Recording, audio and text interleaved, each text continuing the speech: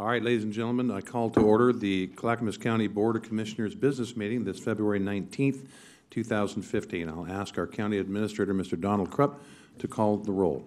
Well, good evening, Mr. Chair, Commissioners. We are joined this evening with County Counsel Stephen Madkour, and then to my left, the Clerk of the Board, Mary Rathke. So I'll start the roll. Commissioner Schmidt. Here. Commissioner Savas. Here. Commissioner Schrader. Here. Chair Ludlow. Here. Commissioner Bernard is excused. Would you all please rise and join me in the Pledge of Allegiance, understanding there's no comma after nation. I pledge allegiance to the flag of the United States of America and to the republic for which it stands, one nation under God, indivisible, with liberty and justice for all. Mr. Krupp, we have a, oh wait, no, it's too early. Yes, I do have citizens communication here. I have several cards. I'll call you up by twos. Mr. Steve Shop and Mr. Mac Woods.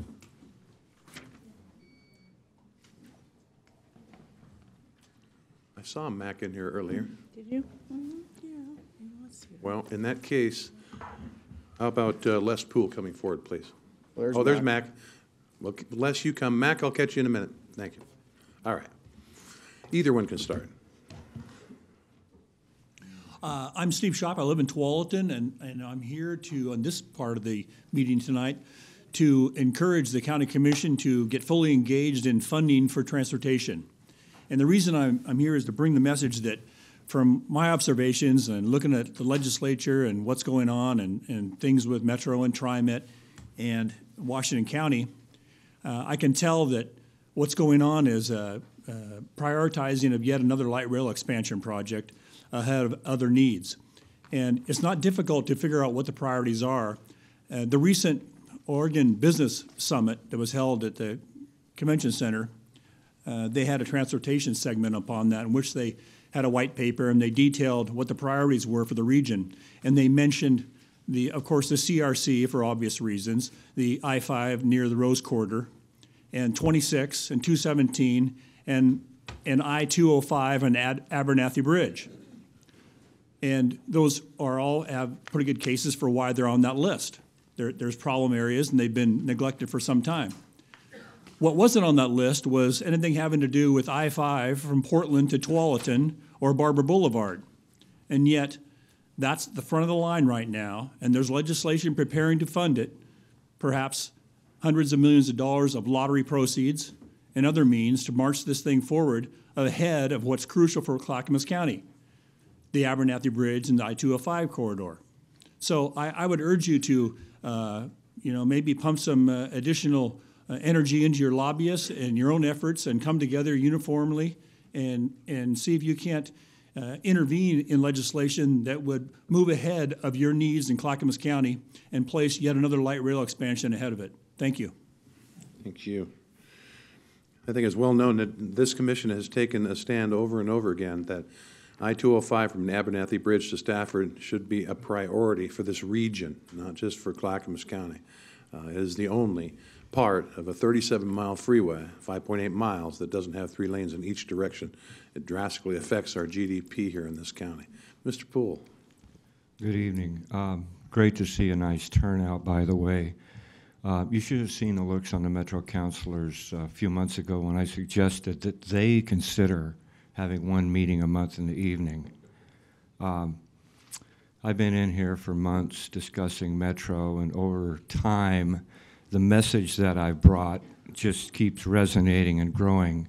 It's not because I'm a great spokesman or I have a lot of political clout. It's that I can see what's coming down the road, and I think what Steve Shop just said was right on. And we need to do what you folks did. We need to see more local control. We need more independence from Metro's thumb. And what I mean by that, of course, was the county deciding to try something that would actually solve the transportation problems with your response to Climate Smart. I thought y'all did a great job on that. It's interesting, Steve mentioned Salem. That's where we all need to be. We need to be down there to protect our Second Amendment rights. We need to be down there to protect our property rights and our pocketbooks. It's only an hour drive, folks. We all need to be down there. By the way, the Clean Fuels bill, which of course is, as near as I can tell, looks like the tax we're going to get to pay for the Climate Smart that Metro slipped in the door. One doesn't need to be a rocket scientist to connect some of these dots. And here we are in Clackamas County with no money for roads.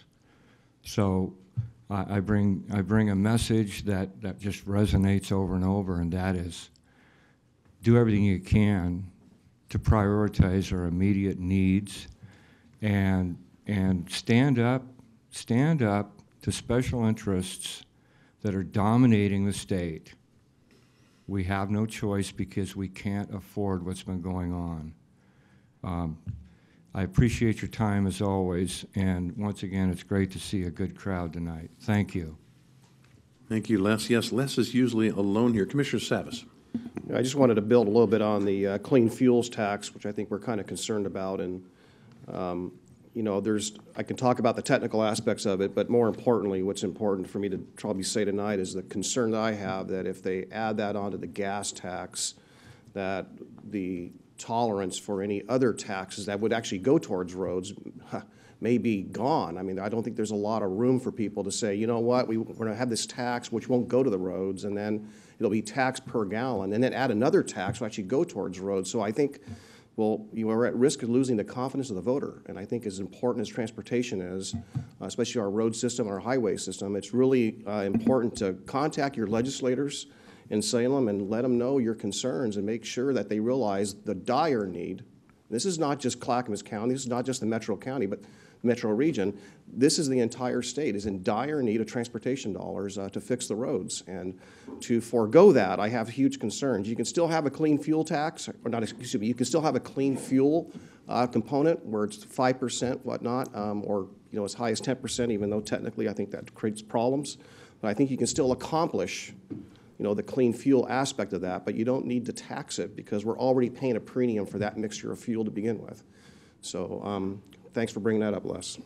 Mac Woods, please come forward. Commissioner Smith. Yeah.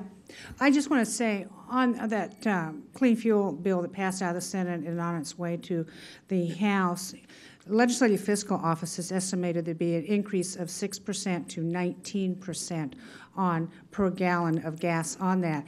And this does not cover the road maintenance funding or capital improvement funding that the legislature wants to do.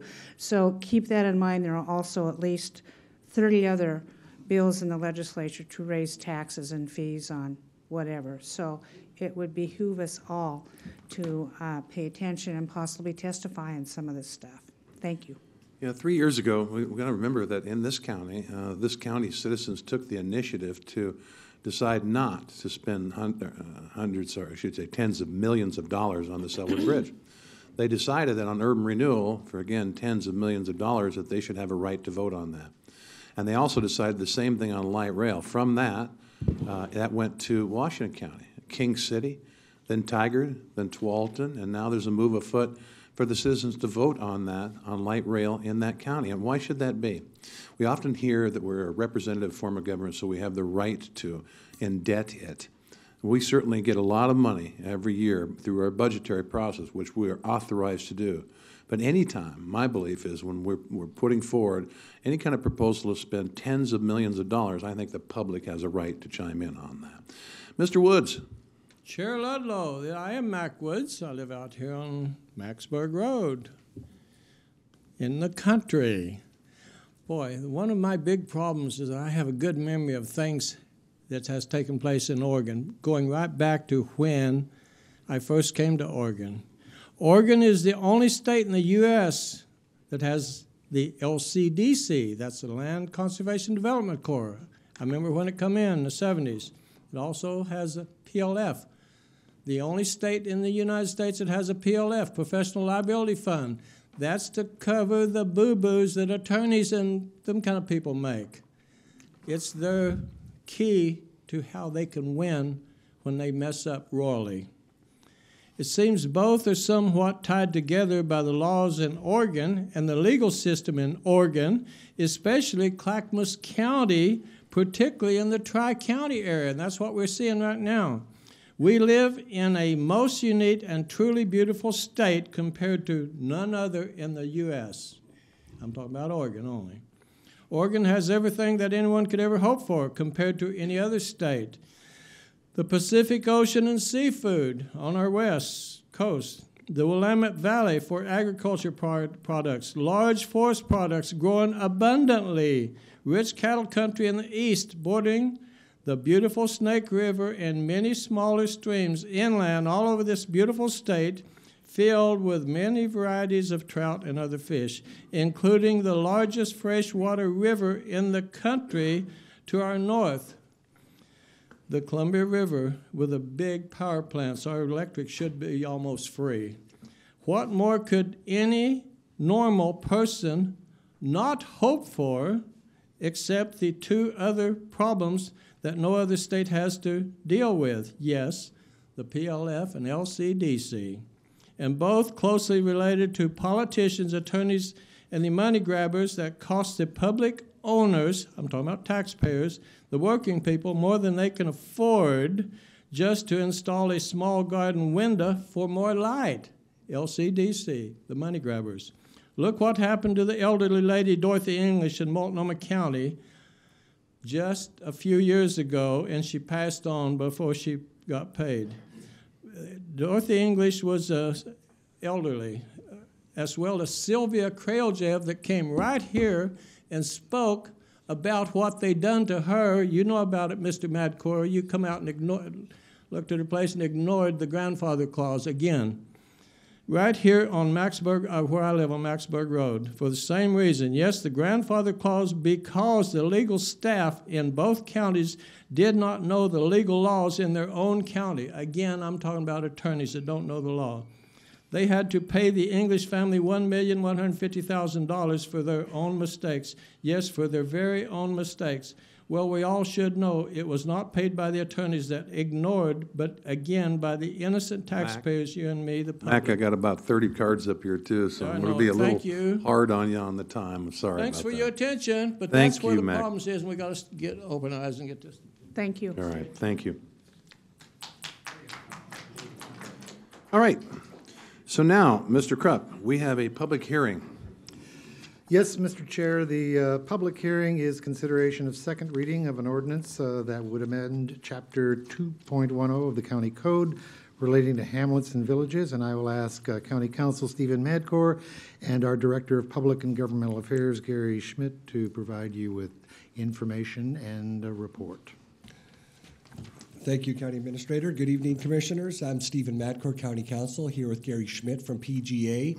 And tonight, the Commission has before it the second reading of Ordinance Number 032015, which is an amendment to Chapter 2 of the County Code, Hamlets and Villages. The commission had the first reading a few weeks ago, at which time somebody from a hamlet came and made some recommendations, which the board agreed with, which staff has incorporated, and those are in Section 2.10, removal of a board member. We have incorporated those changes. On Tuesday, the board had a study session discussing some financing aspects, which were also recommended to be amended, and the board decided to take staff's recommendation and stick with the current language in the code itself. So we did not make those changes. We have the standard, the typical two accounts still, the imprest account as well as the other account. So with that, tonight's the second reading. If the board were to approve of it, this ordinance would be adopted in full and be effective 90 days from the date of adoption. All right. Well, the board did discuss this and took no action to change it on Tuesday. There were several, at least one person we allowed to testify from the Beaver Creek hamlet. And, you know, we can't cure that concern about holding the money in trust. We have to continue to do that according to our legal staff. Commissioner Savas. Well, you're correct. We chose not to change anything other than the changes we made at the first hearing, but we did ask staff to interpret it as it was written, which was different because apparently we got off on a well, be prior to staff or prior to Gary's role here, but the way we funded those hamlets and villages was not according to our language. So we will be following that language, as I understand it. Correct? That's correct.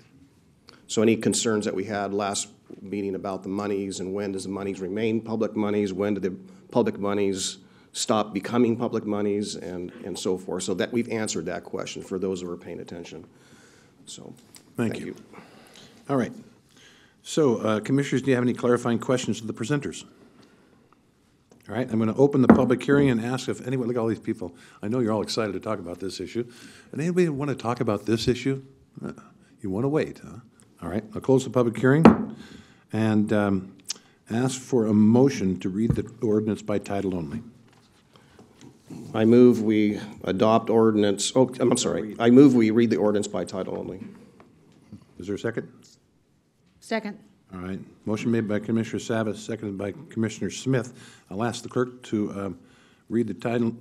Am I right here? I'll ask the clerk to call the poll on that, yes. Commissioner Smith? Aye. Commissioner Schrader? Aye. Commissioner Savas? Aye. Chair Ludlow? Aye, passes 4-0. I'll ask clerk to read the ordinance by title only. Okay, this is ordinance number 03-2015, an ordinance amending Chapter 2.10, Community Connections of the Clackamas County Code. All right, I'll ask for a motion. I move we adopt ordinance number 03-2015, amendments to Chapter 2.10 of the County Code, Hamlets and Villages Program. Second. All right, motion made by Commissioner Savas, seconded by Commissioner Schrader. Any further discussion? All right, the clerk will do the poll. Commissioner Schrader? Aye. Commissioner Savas? Aye. Commissioner Smith? Aye. Chair Ludlow? Aye, passes 4-0. Now, we will have a public discussion item and a presentation initially by Mr. Gary Schmidt. Hello, I'm Gary Schmidt from Public and Government Affairs, with you tonight, Commissioners, for seeking your approval of a resolution supporting Second Amendment rights. I'll be brief tonight because I know there's many here in the public who'd wish to comment. This originally began as a request by Commissioner Smith to the board in December for the board to consider a resolution supporting the Second Amendment to the Constitution and Article 1, Section 27 of the Oregon Constitution, both of which state that the people shall have the right to bear arms, and other sayings, but that was the main structure of both of those amendments. Commissioner Smith and the Chair Ludlow agreed for the board to bring this for a discussion item tonight. The board also discussed this at a policy session on February 10th, and you made some minor adjustments to the proposed resolution before you tonight. But this is an opportunity for you to discuss the resolution, achieve public comment, and then decide if you choose to take action tonight on this resolution. Many other counties have been very involved with this discussion as well. As of late last week, there are 14 counties that have either written letters of intent or have passed resolutions in support of the Second Amendment, and they are Lake, Baker, Wallowa, Yamhill, Klamath, Polk, Douglas, Wheeler, Sherman, Columbia, Curry, and Malheur counties. There may have been a few that just happened, which I have not added, but you can see there are many other counties that are also discussing this and taking positions. I would like to quickly mention that as the difference between a resolution and an ordinance, if the public is curious, a resolution is simply a formal expression of opinion, intent, or the will of the board, as opposed to an ordinance, which is a legislative enactment by the board. So tonight you are simply considering a resolution supporting Second Amendment rights. I will finalize by reading what the therefore clause of your resolution is for your discussion tonight. Therefore, the Clackamas County Board of Commissioners hereby resolve as follows. Clackamas County strongly affirms our commitment to the rights and liberties enshrined within the constitutions of the United States of America and Oregon, especially the right to keep and bear arms. And Clackamas County opposes any state or federal law that abridges or is contrary to the provisions of the constitutions of the United States of America and the state of Oregon, preserving the people's right to keep and bear arms. And Clackamas County strongly supports the right of the people to keep and bear arms as stated in the constitutions of the United States of America and Oregon as interpreted by the United States Supreme Court and Oregon Supreme Court, and vigorously opposes any state or federal law that unconstitutionally restricts these rights. Clackamas County encourages gun owners to bear and store their firearms responsibly, safely, and in a manner in accordance with the law. That is my presentation, Commissioners. Happy to answer any questions or let you get into comments. Mr. Schrader. Yeah, thank you, Mr. Schmidt. I appreciate it, and I appreciate that last piece because, as everyone knows, I believe that ownership of firearms also implies not just a citizen right, but citizen responsibilities. May I ask, where did the template for this particular come from, this particular resolution? A number of counties, it's true, across the state of Oregon, it seems, actually largely rural counties, and we're a rural and an urban county. Is there a group out there who is actually providing a template that is going across counties asking for them to do this resolution? And if so, who are they? I think I announced this on Tuesday. I saw this because Lane County was proposing it. And I grabbed that. Nobody's ever told me, hey, listen, there's a template here, use this.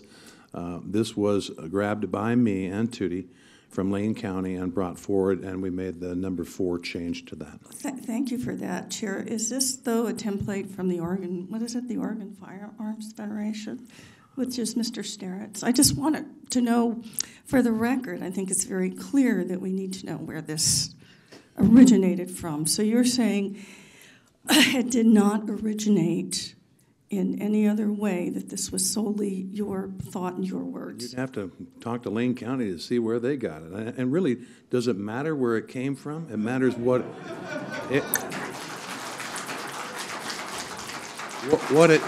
it matters is, it matters what it says, not where it came from.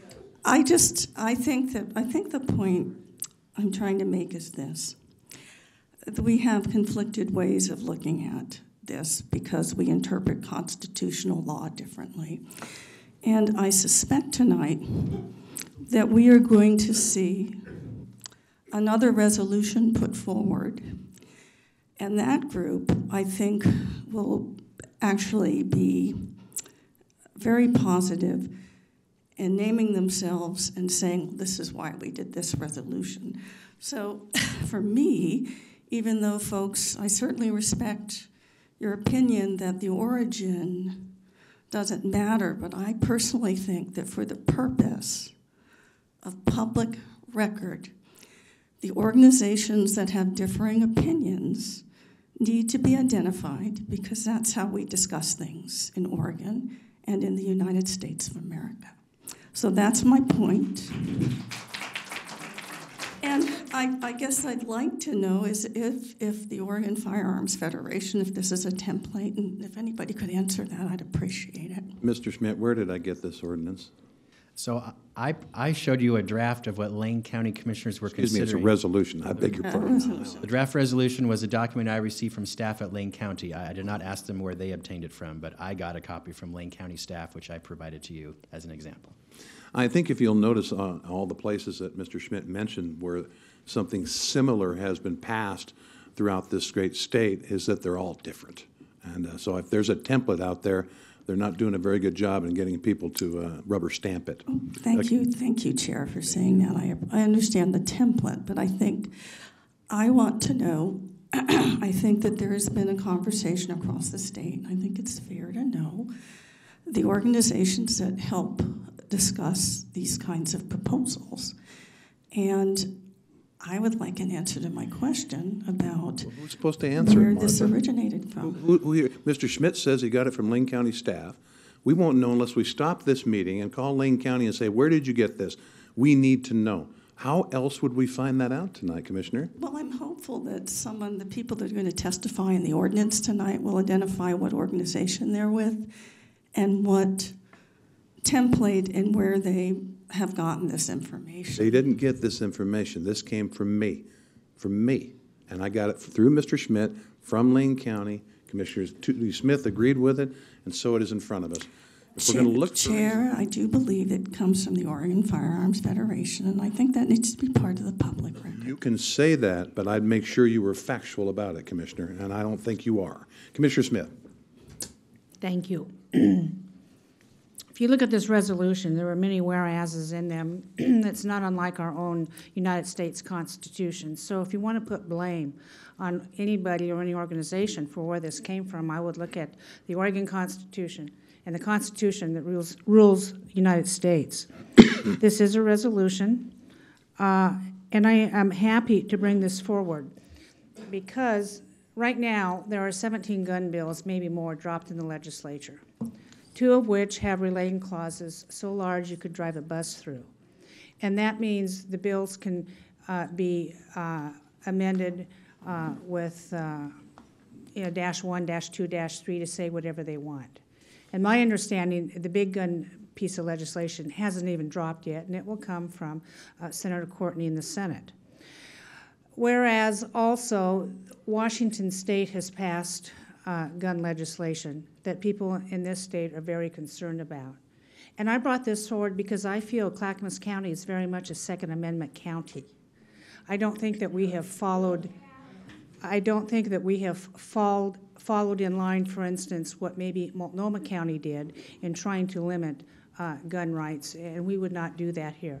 I think as a government and as a people, we can stand up to our state legislature and say, this is what we stand for. And that's what I'm willing to do, to stand for our people in this. I'm a 4th-generation Clackamas County resident, so I feel that I kind of know what the folks are thinking on this issue. I'm also anxious to hear from the people who have come to testify on this and how passionate we feel on this. My policy coordinator, Kimberly, said we had over 500 emails on this topic. 500, is that right? Mm-hmm. And how many were opposed? 54 opposed, and the rest of them in favor. Only 54 opposed this. And we have also had a resolution offered to us from other organizations that frankly we aren't interested in passing. We do think, however, that gun safety is a responsibility of the individual. And to leave a loaded firearm in your home where children can obtain it is not something that we think responsible gun owners engage in. And if we want to talk about that today, I assume we will. That's why we added the number 4 in there, and I think it's very important that we all adhere to our responsibility for firearms. And so with that in mind, I look forward to the discussion.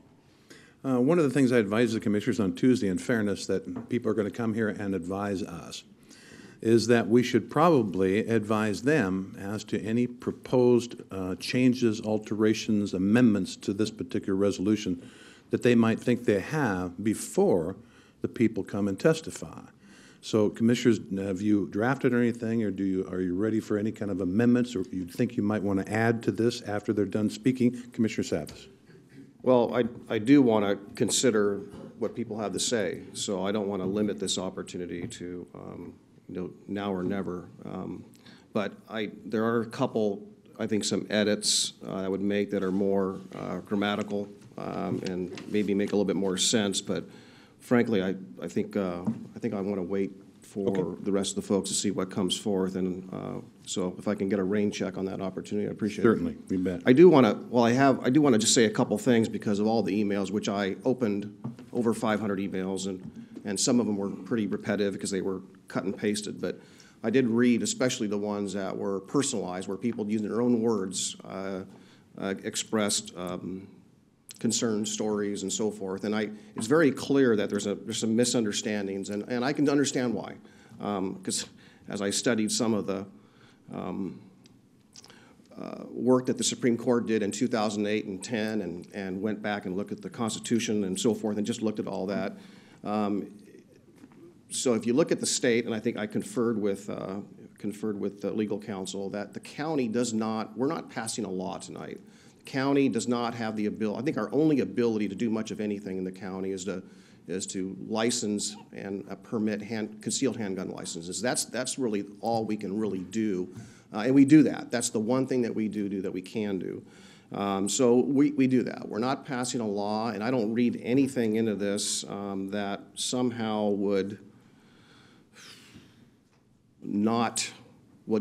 unenforce or take away the enforcement that's currently in place with regards to background checks. Background checks will continue after this ordinance is passed. Resolution, thank you. Resolution. Sure. Yeah. Ordinance is a law, a resolution is not.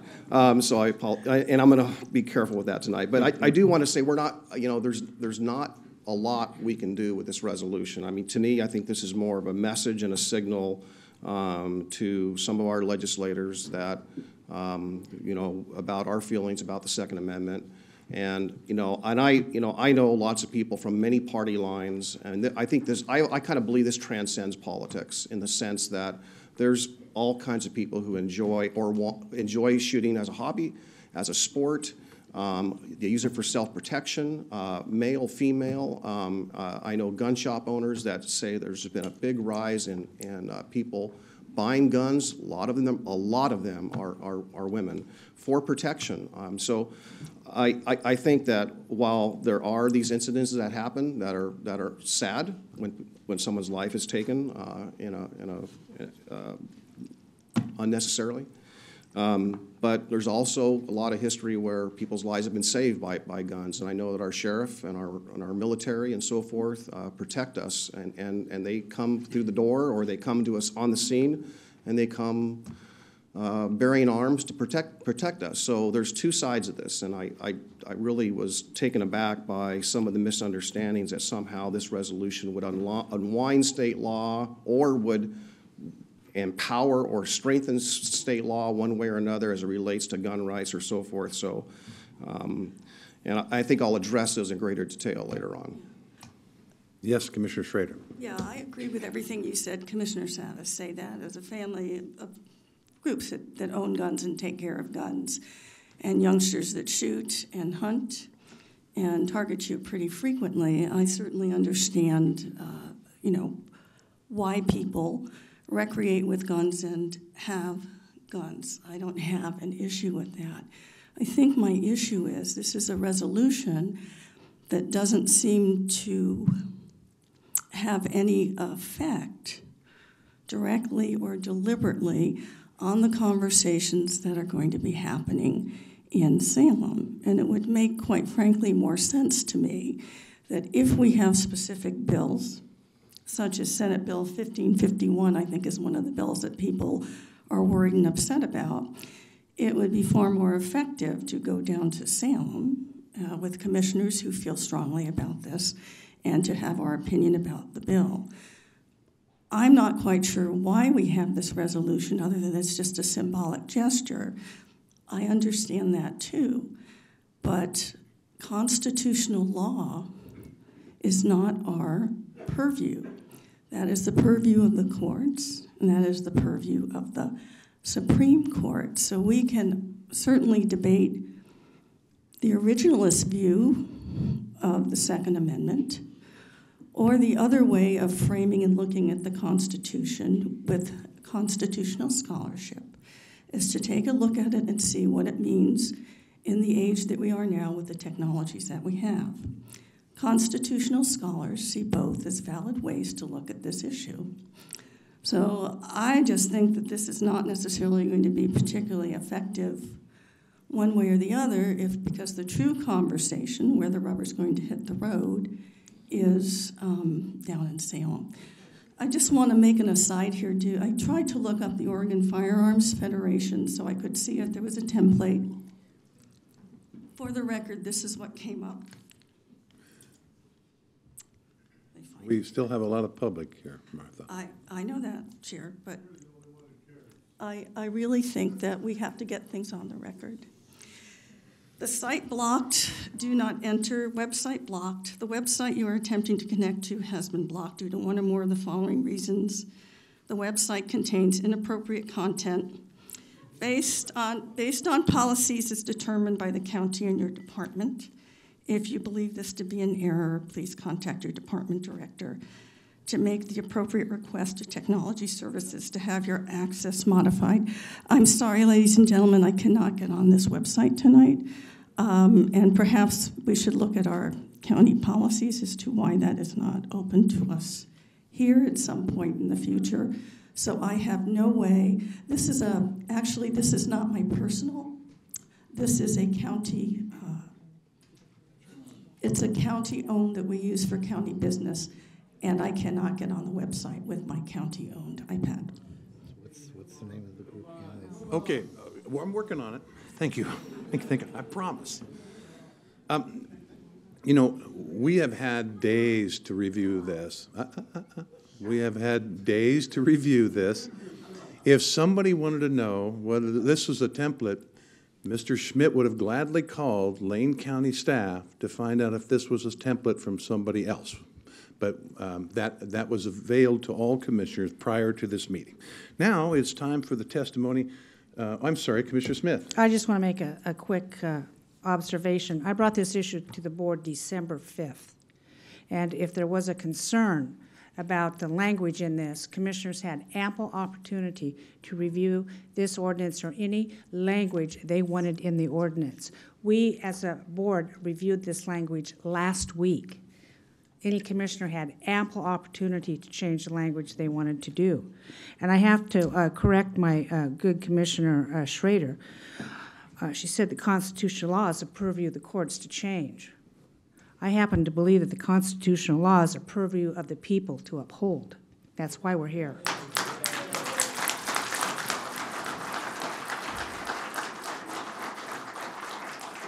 Well, Commissioner Smith, we wouldn't need a Supreme Court then. We've got to get going here. All right. You know what? Maybe perhaps the best person to hear from first is our county sheriff, Mr. Craig Roberts. Mr. Roberts, would you come forward?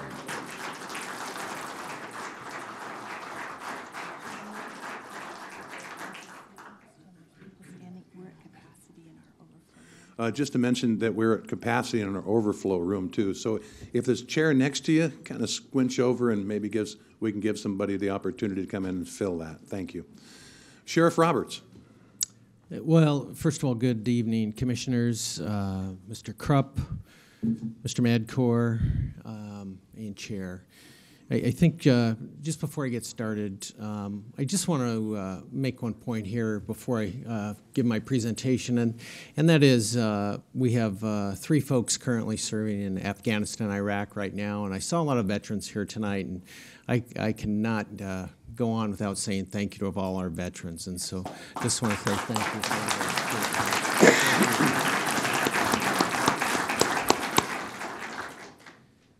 So I'm here this evening to affirm that the Sheriff's Office supports the right secured by the Second Amendment.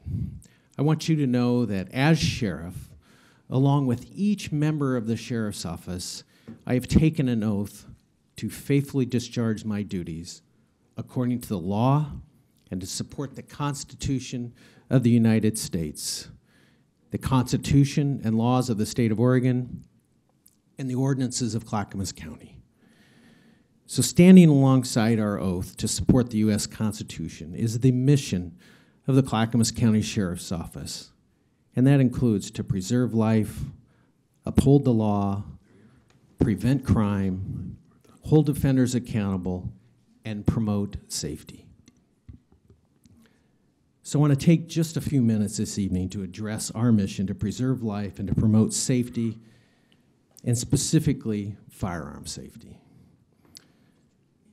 So I want to start also by thanking each commissioner for your commitment to helping keep our communities safe. The Sheriff's Office and citizens of Clackamas County are fortunate to have a board that has made measurable goal to ensure safe, healthy, and secure communities. And also to recognize your support to operate the Clackamas County Public Safety Training Center as a resource where citizens can attend firearm safety training courses and learn the skills needed to practice safe use and ownership. When we talk about firearm safety, any one of us can recall local or national tragedy related to an unsecured firearm. And I know, like Commissioner Schrader, some of us know personally the loss of a loved one. Thank you. So we're asking every gun owner to bear and store their firearms safely and in a manner in accordance with the law. And just in closing, I want to thank the board for addressing the importance of firearm safety in its proposed resolution. I know that each of you is committed, as we are at the Sheriff's Office, to the preservation of life and the prevention of crime. So I want to thank the board for giving me the opportunity this afternoon to present to you. So thank you, Commissioners. Thank you, Sheriff.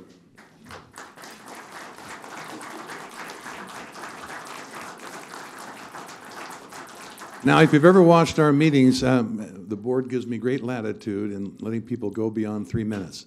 That won't happen tonight. I contemplated cutting it down to 2 minutes, depending upon the number of cards I got, but this is a reasonable amount of cards, and if people will stick with the 3 minutes, and I'll help you remember that, then we'll go through this rather quickly, I believe. Reserve the right to take a break, which all of you might appreciate at a particular time as we go on, so we'll work together on that. And I'll call you up by twos and put 2 on deck. The first 2 are Lieutenant Robert Powell and Libby Wentz, followed by Rosie Stevens and Marge Easley.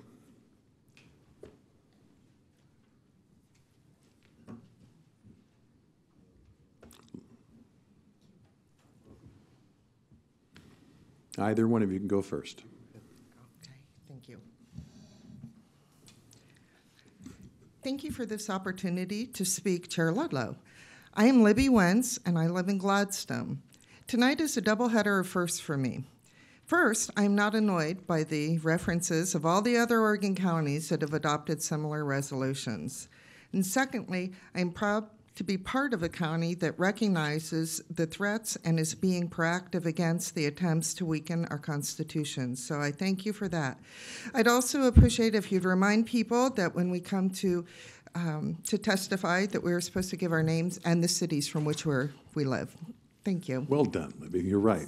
So everybody, please tell us your names and what city you're from. The official address is turned in, and Mary will keep track of that later, but we don't want to necessarily make your exact address public. Mr. Powell. Oh, I'm sorry.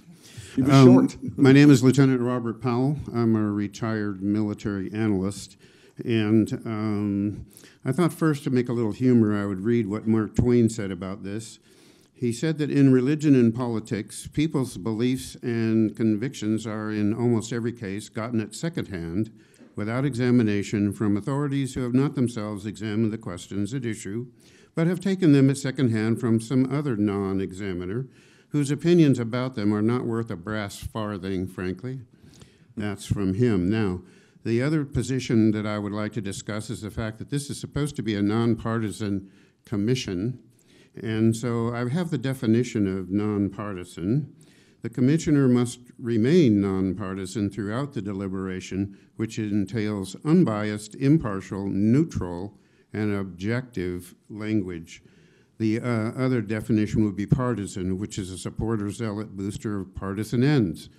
That means that there's not to be a discussion of Democrat or Republican here. This is a constitutional issue, and they do not apply. The issue of a constitution that is living or not living is a myth. The Constitution is a legal document no different than Tootie and Martha's house title and deed of trust. And you would not want them changed to have someone live in your basement because they've decided that you can make an authorized change to the Constitution. You see, the Constitution came with a directory. The key is to read the directory that came with the Constitution. It is not a living document. Here's what Scalia says. The document and the argument of flexibility, and it goes something like this. The Constitution is over 200 years old and societies change. It has to change with society like a living organism or it will become brittle and break. But you would have to be an idiot to believe that. The Constitution is not a living organism. It is a legal document no different than your property rights. It says something and it doesn't say other things. And it depends on your ability to read the directions that come with the Constitution. The Oregon's Constitution is specific in the right to bear arms, and the military is subordinate. Now, if you think about that from a legal technological point of view or a historical forensic point of view, the people have the right to bear arms for defense of themselves and the state, but the military shall be kept in strict subordinance. If the 5 or 6 of you understand what that really means is that we should have weapons equal to the National Guard, which is put together by ordinance. It is not put together above the militia or the people of the state. There is no room for passing little authorizations and non-authorizations. Right. So I agree with the petition. You got to. Thank you. That's got to be it. Thank you. All right. Thank you both. Next to Rosie Stevens and Marge Easley, followed by Jason Griswold and Kim Klutzman. Good evening, Chair Ludlow. I'm Rosie Stevens. I live in Lake Oswego, Oregon. I'm chair of the Clackamas County Democrats, but these comments are mine tonight. Number 1, I support the Second Amendment. The Second Amendment provides for the right to possess firearms, like another right, voting. There is a responsibility that comes with that right, which is to be informed and expect officials like yourselves to support all the laws, regardless of what level that law is passed. I urge you not to pass this resolution. It seems to me to be unnecessary and looks like you are jumping the gun, no pun intended, as a knee-jerk reaction. It reminds me of an old saying my mother used to say when I wanted to do something crazy. Just because so-and-so is doing it, does that mean you should do it?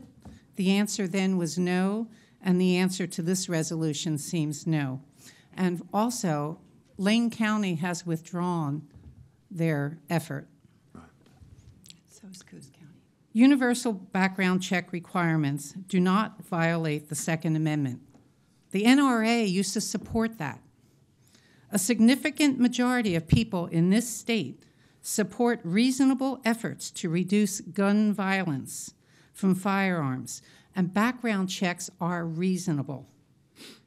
But there are other questions that passing this resolution raises for me, such as an economic liability for the county in abstaining from enforcing potential laws. And I'm taking that from the last paragraph, where it says, it also raises questions regarding liability for counties who pass ordinances and/or resolutions positioning to abstain from enforcing potential state laws. There is no bill. I work part-time in the legislature, and there is no bill that's been drafted yet. And I know that there's not going to be a lot of bills passed. There are many other things. There may be a lot of LCs, but there is not a big, long line of bills. And so I would worry about this liability as a taxpayer, what would happen. So thank you very much. I hope that you won't vote for this. Thank you. Yes. My name is Marge Easley, and I'm from Wilsonville, and I am co-president of the League of Women Voters of Clackamas County. The League is a grassroots, nonpartisan political organization that encourages informed and active participation in government. We are also huge fans of the Constitution, but we are also big fans of civility and respect for differences of opinion. And I would hope that this evening that we will have civility in this room and that we will respect differences of opinion. And I call on those people who are here not to yell out, not to hoot and holler, but to really listen carefully to what is being said. Thank you. Thank you. I wanted to ask, why is this resolution appearing at this time? I can assure you from my own personal experience in working on many issues at the legislature and on working on issues related to gun safety that there is no proposed legislation that is intended to or will have the effect of subverting the Second Amendment. The only two items that are important for gun safety in this coming session are closing the loopholes on background checks and child access prevention. Those have nothing to do with the Second Amendment, so I'm wondering why is this being brought forward at this time unless it is to oppose those pieces of legislation. I believe I have submitted an alternative resolution, and I am hoping that you have received it and that you have also read it. We have. That resolution says, whereas Clackamas County government is on the front lines in providing vital public services, including public health, mental health, community corrections, and juvenile services. The mission of the Sheriff's Office is to preserve life, uphold the law, prevent crime, hold offenders accountable, and promote safety. And the county commissioners in September of last year adopted Performance Oregon with 28 measurable goals. 2 of those goals include by 2020 there will be no domestic violence-related homicides in Clackamas County, and by 2019 the violent crime rate in Clackamas County will be less than 95 per 100,000 persons per year. It is inconceivable to me that those goals can be achieved without closing the loopholes on background checks. Also, I wanted to, since... you really got to finish up, as I warned Okay. everybody, conserve your words because I want to get through this with 3 minutes each. And so a last sentence or two.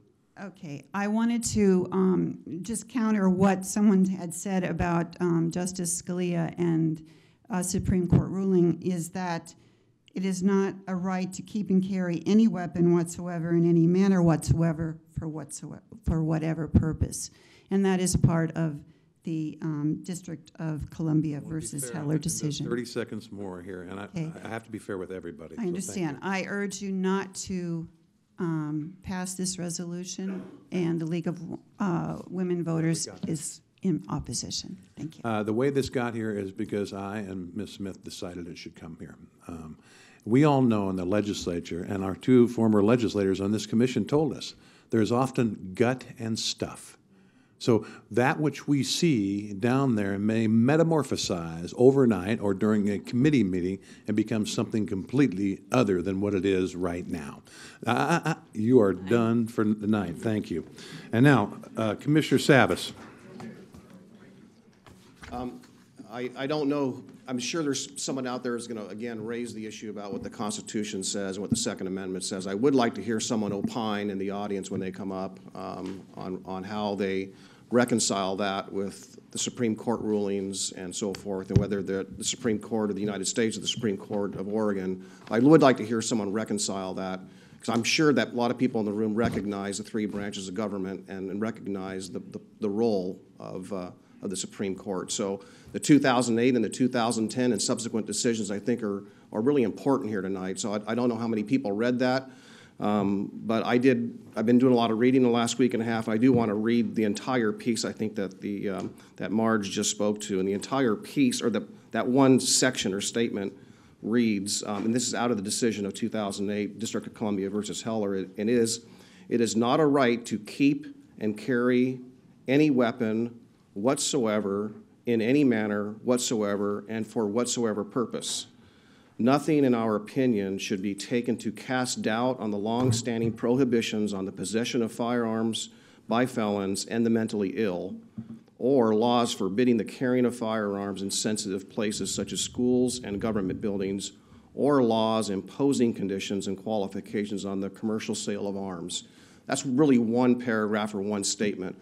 And again, I'm sure that we will get through or pass a resolution here tonight. But I do want to say I would like to hear someone again reconcile the readings of the Supreme Court. I would be interested in knowing. I know some people look at the language of the Constitution in its purest form, but it has been interpreted, and it is part of the United States of America, those three branches of government and the role. So I would like to hear someone opine. On deck will be Gretchen Holman and Tracy Hensley. Yes, sirs. Which one do you want to begin? Yes. Commissioners, thank you very much. My name is Kim Klusman. I live at 2170 Long Street, West Lynn, Oregon, 97068, and I'm not afraid to say that in public. Some of you know that I worked for almost 17 years of my 30-year law enforcement career with the Clackamas County Sheriff's Office.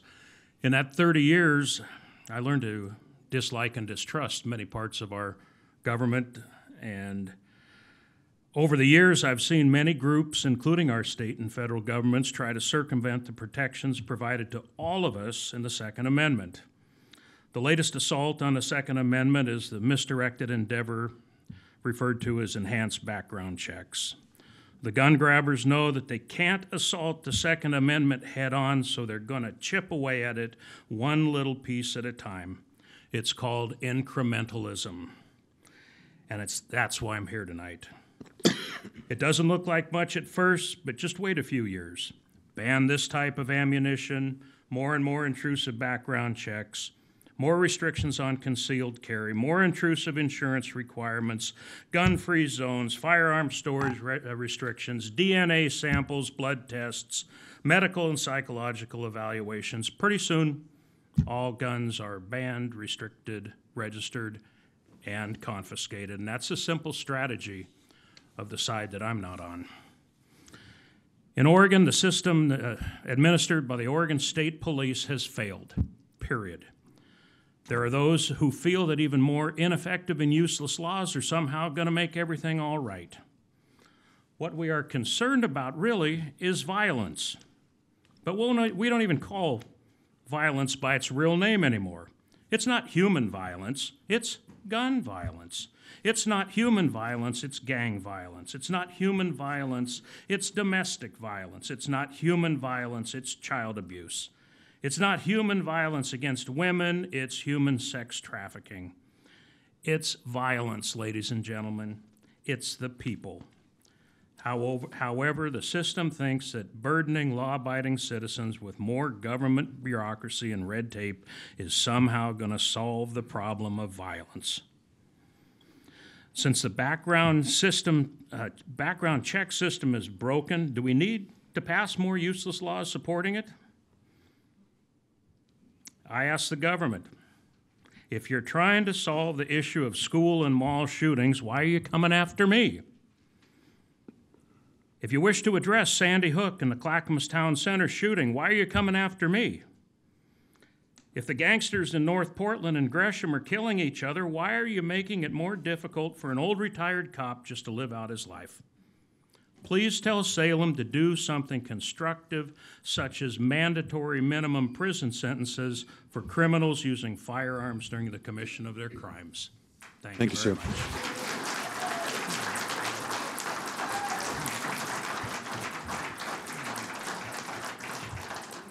Yes, sir.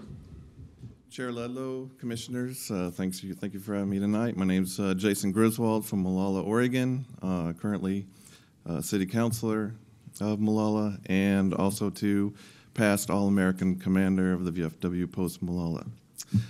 These opinions are my own, not the opinions of the City of Molalla or of the VFW. I just want to make that clear for the record. I'm here tonight in support for your passing of this resolution of the Second Amendment. I appreciate the Commission the board going forward on this resolution. With one caveat, I would recommend a amendment to the resolution to include shall not be infringed. And when the rubber meets the road, I would contend that this is a right given to us from God, not of the people. So, with that, I yield my time, and thank you very much. Thank you for your service.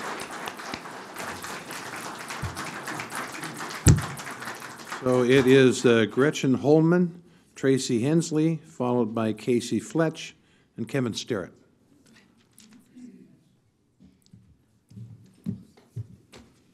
Ladies. My name is Gretchen Holman. I'm from Oregon City. I'm here to ask that you please support this resolution. The reason being is that it honestly is very benign. I don't see, when a document says that you will be supporting and protecting our constitutional rights, I see opposing that as being quite concerning. I hear what some are saying about how, well, I think there are other things that you could do that might be better. But I don't see those as a reason to not support this resolution. The resolution, you have two options. You support or you don't support. There's no line that you sign that says, eh. So I think it's very, very important to the citizens of this county that our commissioners make clear to us that they will support our constitutional rights. One of the big reasons, I heard it said earlier that counties don't really deal with gun issues. It was just, I believe, in summer of 2013 that Multnomah County passed a gun ordinance that limited the rights of gun owners. And also, I am of the opinion that local government is really where the buck should stop. In the event of tyranny at higher levels of government, we need to be able to count on our local government to protect our rights. So, I would just urge you to please support this because I don't see a legitimate reason not to, and all you're doing is asserting that you will support and protect our constitutional right. Thank you. Commissioner Savas? Well, thanks for your comments. Well said. I did learn about that Multnomah County piece, and as I understand it from legal counsel, I looked at Mr. Madkour, but I believe what they passed was really unenforceable at the end of the day, that the cities actually have a little bit more power than the counties. So I'll let Mr. Madkour opine, but I do want to say one thing that was of interest that should be said that wasn't said before, that the District of Columbia versus Heller decision in 2008 and the McDonald versus, I think it was Chicago, City of Chicago in 2010, both of those, the District of Columbia and the City of Chicago banned guns. It was actually, I think the longest standing one may have been Chicago, and that was overturned. That was overturned in the 2008 decision, basically, and so with conditions, really, the Second Amendment was upheld. But at least in Multnomah County's, if you could address Multnomah County's resolution that they passed. I'll be very brief. Multnomah County passed a ordinance that prohibited, I believe it was the carrying of loaded firearms. It was similar to what the city of Portland had adopted. Multnomah County is a home rule county. It's different than a general law county like Clackamas County is. It was challenged and it was upheld by the court, kind of on a technicality. The question remains whether it applies in cities. Okay. All right. Thank you. Yes, Tracy. Another elected official. Yes, thank you, Chair Ludlow and Commissioners. My name is Tracy Hensley. I am a city councilor in the city of Canby. However, I do not represent my board. My opinions are my own. First, I would like to say I'm a little disappointed that we're kind of late to the party here. I expect Clackamas County to be front runners in these kinds of things. So that being said, and I do wish it was an ordinance, not a resolution, but all that aside, there's been some good points made about the failure of the background check system, and I have a hunch that there's several people behind me that will make more points to that. So I will just want to express a frustration of my own. I have read the alternative resolution, and as a victim of of domestic violence in my past, it frustrates me when gun control legislation is brought forward in the name of domestic violence protection and prevention. Because last I checked, rape, murder, assault, all these things are still illegal. So someone who's going to commit those crimes is not going to go about getting a firearm in a legal channel of a background check. What you will do is limit the ability of people like myself and other potential victims of being able to get those firearms and protect themselves. The meaning of the word infringe is to restrict, to limit, to encroach on. And I think the Second Amendment is pretty clear that those rights shall not be infringed. And yes, it's been a statewide conversation. It's been a countrywide conversation since about 1791. So I think that, that being all said, I would just really encourage you, if we can't have an ordinance, I would hope that you'd have a unanimous vote on this resolution. It's really just upholding the oath that you took to uphold our Constitution. Thank you. Well said, Tracy. I appreciate it.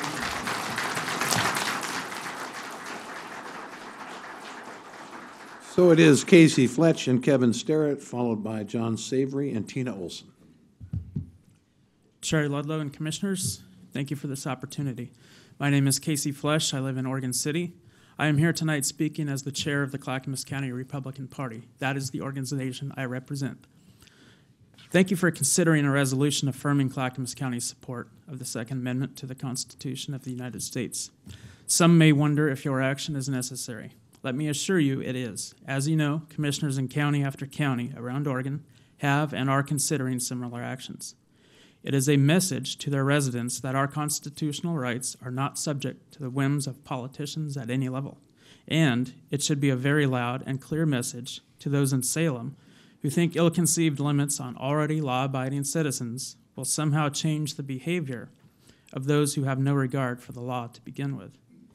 Dealing with those people is the real issue. I believe there are many things that can be done to prevent violence, no matter what tool is used, guns, knives, or fists. One of them would be to spend less money on pet projects like light rail and instead use it to adequately fund our courts, jail, and mental health services. You know, the real business of county government. And commissioners, if some of you believe the Second Amendment really only applies to muskets and not modern firearms, I guess you also believe the First Amendment really only applies to words on paper and those spoken in the town square. Well, we all know they don't. Please stand up for the people of Clackamas County and tell those in Salem that our rights are not up for negotiation and deal-making. Thank you. Thank you. Commissioner Schrader. Yeah, I want to thank you for mentioning that, Casey. The reason I had talked about the history of firearms is because when the Constitution was written, this was the point I was trying to make, the technology was different.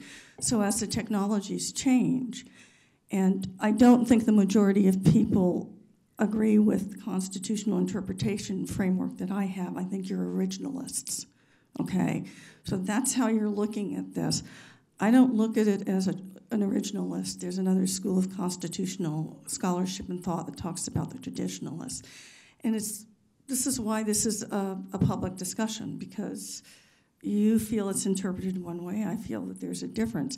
The point I was trying to make when I talked about that was I think because the technology has changed, we have to look at how we handle and how we safely make sure that people own and keep firearms. There's no movement on my part to take firearms away from anyone. As I said, my whole family owns firearms and shoots. And you saw that Sheriff Roberts was here earlier. And one of the reasons the Public Training Safety Center is open is because back when it was going to be closed, I pushed very hard to keep it open. And I pushed hard to keep it open because I believe if people have firearms, they should have an opportunity to get the appropriate training that they need, and the sheriff stepped up to the plate with that piece of it. So that was the point I was making, and I know I wasn't trying to be sarcastic. I was trying to make that point of technologies are different, and the kinds of technology we have with firearms are quite different than when the Constitution was written. And with communication. Yeah. I hope you apply the same standards to the First Amendment as you do the Second. All right, now. Oh, absolutely. Mr. Sterrett, if I could have hair, I'd want hair like yours. Just want to tell you that in front. So, I'm going to break a moment here. For the record, my name is Kevin Starrett, and I am the director of the Oregon Firearms Federation. First, I'd like to address the comments from Commissioner Schrader. I can assure you, Commissioner, had I written the template for this resolution, it would have been considerably stronger. I can also tell you that if you look around this state and take time to read the resolutions, ordinances, and letters, which are actually available on my website, which you seem to be the only person who can't access, I suggest you try it from home, you'll find that they are all very different, and they were all brought forth by people in the counties on their own, acting separately. We have a gentleman here tonight from Medford who worked very hard in his counties to do it, and so to imply that somehow Oregon Firearms Federation is the puppet master behind this is just ridiculous. To understand why this resolution is important and needed, you need to look no further than the flyers that Ceasefire Oregon has disseminated attacking you and the resolution. I'm sure you've all seen the flyers claiming that you are enabling felons to buy guns. It goes on to ask, why are the Clackamas County Commissioners helping to arm domestic abusers and felons? It's those kinds of outrageous fabrications that groups like these with money from out-of-state billionaires have been spewing in Salem for years. Keep this in mind when you listen to their statistics. The outright lies and fake numbers that are the basis of all these groups' demands are why we need counties to send a message to Salem, because too many people there actually believe this nonsense. The fact is the Oregon background check system is a joke and a failure, as anyone who's read the OSP statistics can see. This is not stopping felons from getting guns. It's a fantasy. On safe storage. Commissioner Schrader's nephew did not die because of lack of safe storage mandates. He died because of a lack of knowledge and a lack of responsibility on the part of his parents. Okay? Both my sons owned their own guns by the time they were 12. My younger son was a certified rifle, pistol, and shotgun instructor by the time he was 13. Neither of my sons were ever in any danger because they had access to firearms. In closing, I want to thank you for this hearing and have the courage to discuss this resolution, and I'd like to request that you include a specific objection to an expansion of the failed background check system. Thank you. Thank you. Commissioner Schrader. Yeah, Mr. Sterrett, I just wanted to just say a few words to you. I've known you a long time, and I don't necessarily agree with all your views, but you certainly respectfully have an opportunity to talk about that. I do want to let you know, yes, how painful it was to have a gun accident in my family. My nephew shot himself in the head accidentally with a group of other young men who were playing with the gun, and they thought the gun wasn't loaded. It was very painful. My sister had to try and do CPR with him, and he was brain dead at that time. So I have a big respect because of that, of being safe with guns. And my own sons also have guns, and so do my daughters. But I made sure, because of that family history, that they got the appropriate training so they would be safe. And I am very lucky as a parent that I felt I was responsible in making sure they got the training, and I also think that they handle their firearms responsibly. And I would like to ask you, sir, because is this resolution something, and I don't, it's fine, I just want to find out, and it's fine if this is true, but my sense was that your organization is spearheading these resolutions across all the counties. And that's okay. It's your right to do so. But is that true? Is that? And I don't know why I can't get your website. Only that this is I showed Commissioner Ludlow. I couldn't get it. This is not my particular iPad. It's owned by the county, so I do not know why those are. I couldn't get it on mine. But could you tell me, is this something that you're kind of really working on as a group with all the counties? Well, first of all, I would like to comment as far as everybody agrees that the death of your nephew was very tragic. Absolutely. But I also think that if people who support your position, like your Democratic colleagues in Multnomah County and in the legislature, have their way, not only would you have lost your nephew, but your sister would be in jail. And I think that's something you should consider. Okay? As far as are we spearheading this, well, a long time ago, it occurred to me that the counties were going to be the answer to how we protect ourselves against the ignorance that's being generated by people in Salem. But as I said earlier, and I will repeat it now, while we are highly supportive of every effort in every county, many of these ordinances go back to 2012 and 2013. When an effort is made in a county to promote an ordinance or a resolution, we support it and we let people know that it's happening and we report on it. And that is our job as an activist organization. But to imply that somehow I personally or my organization have written all these and there's a template, clearly, if you take the time to look at them, there's no template because they're all different. Yeah, that's what I was trying to clarify for public record. Okay. Because what I'm clarifying is you're advocating it, but essentially each county is writing their own wording with this, is what you're saying. Okay, I just wanted to clarify that and get that on the record, that's Thank you, what's Mrs. Starr. happening. Thank you. John Savory, Tina Olson, followed by Joe Haverkamp and Terry Schofield.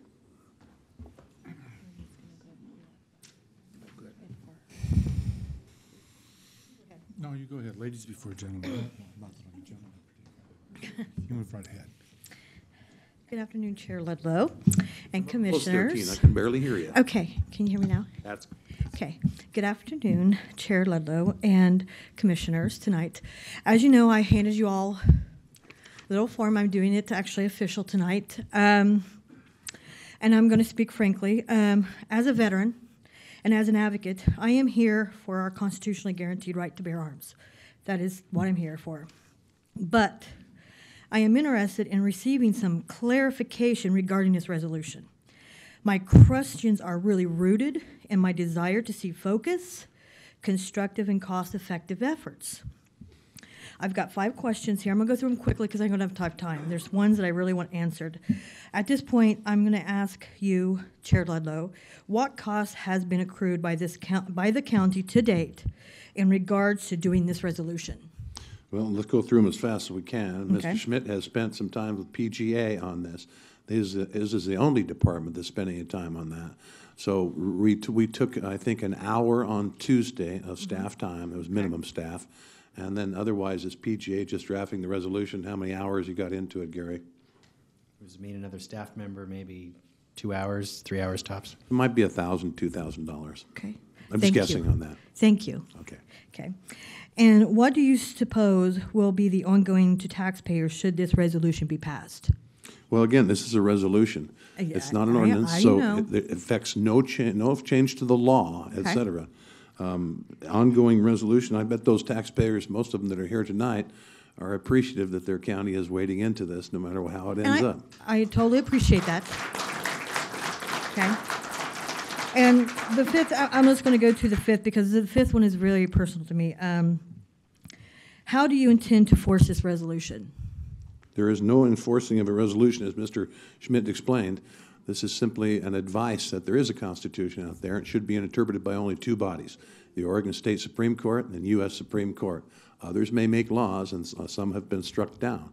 Okay. But right now, it's enforced by only those 2 bodies, and it will not be enforced by Clackamas County. Okay. And what are the teeth that you are leveraging this resolution on?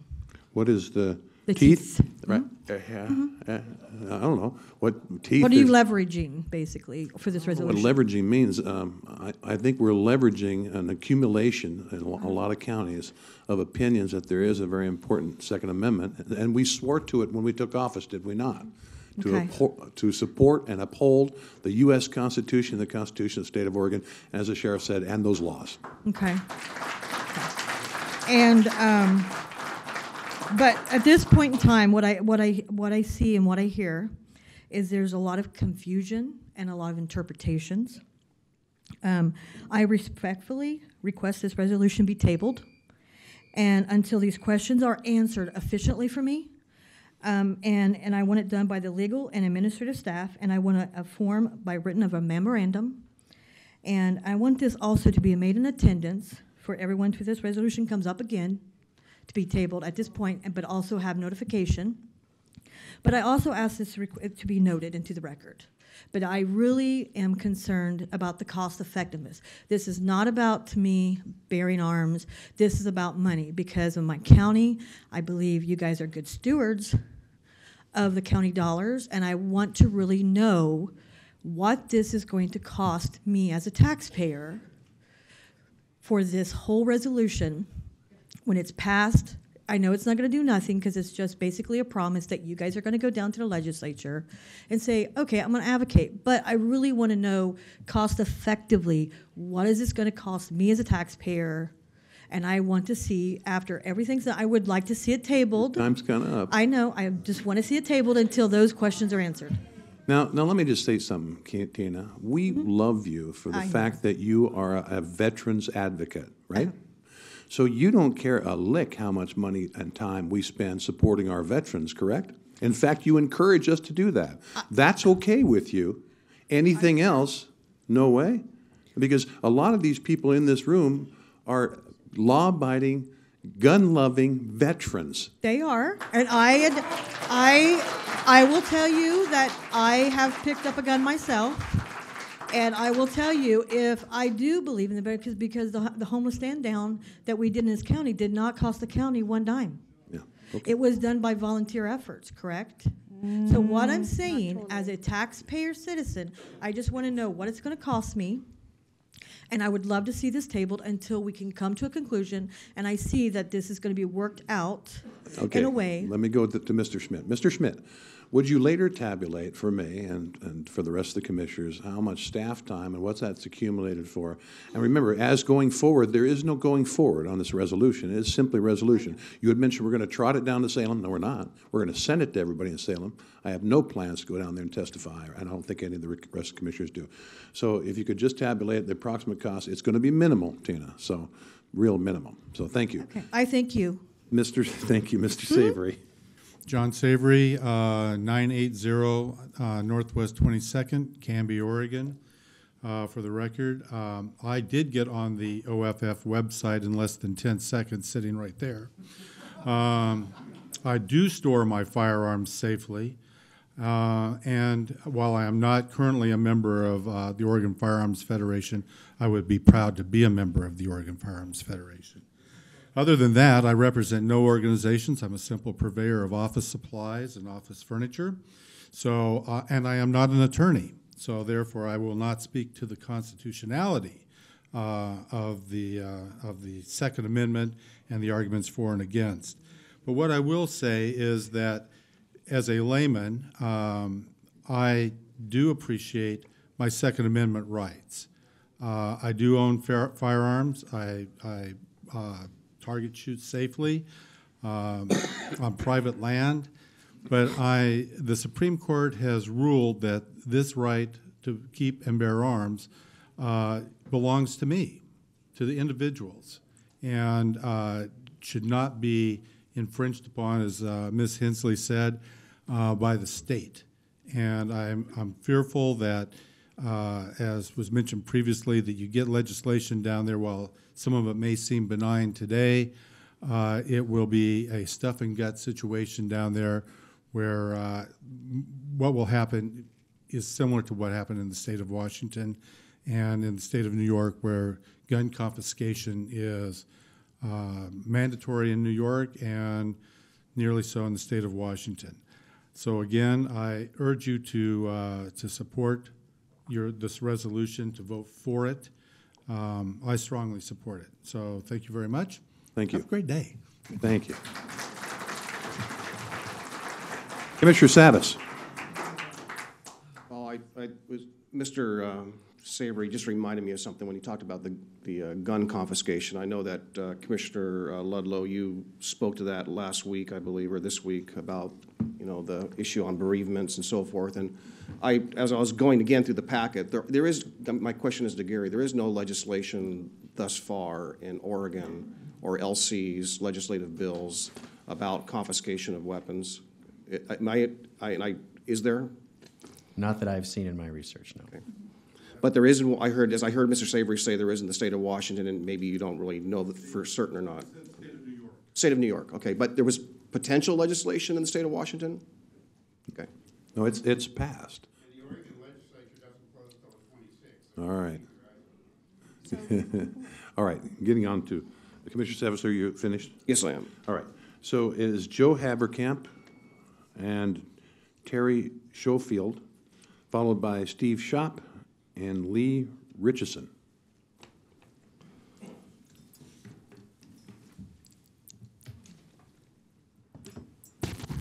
Hello. My name is Joe Haberkamp. I'm a senior here in Clackamas County, and I have a concealed weapons permit, and I definitely believe that we have to protect our gun rights.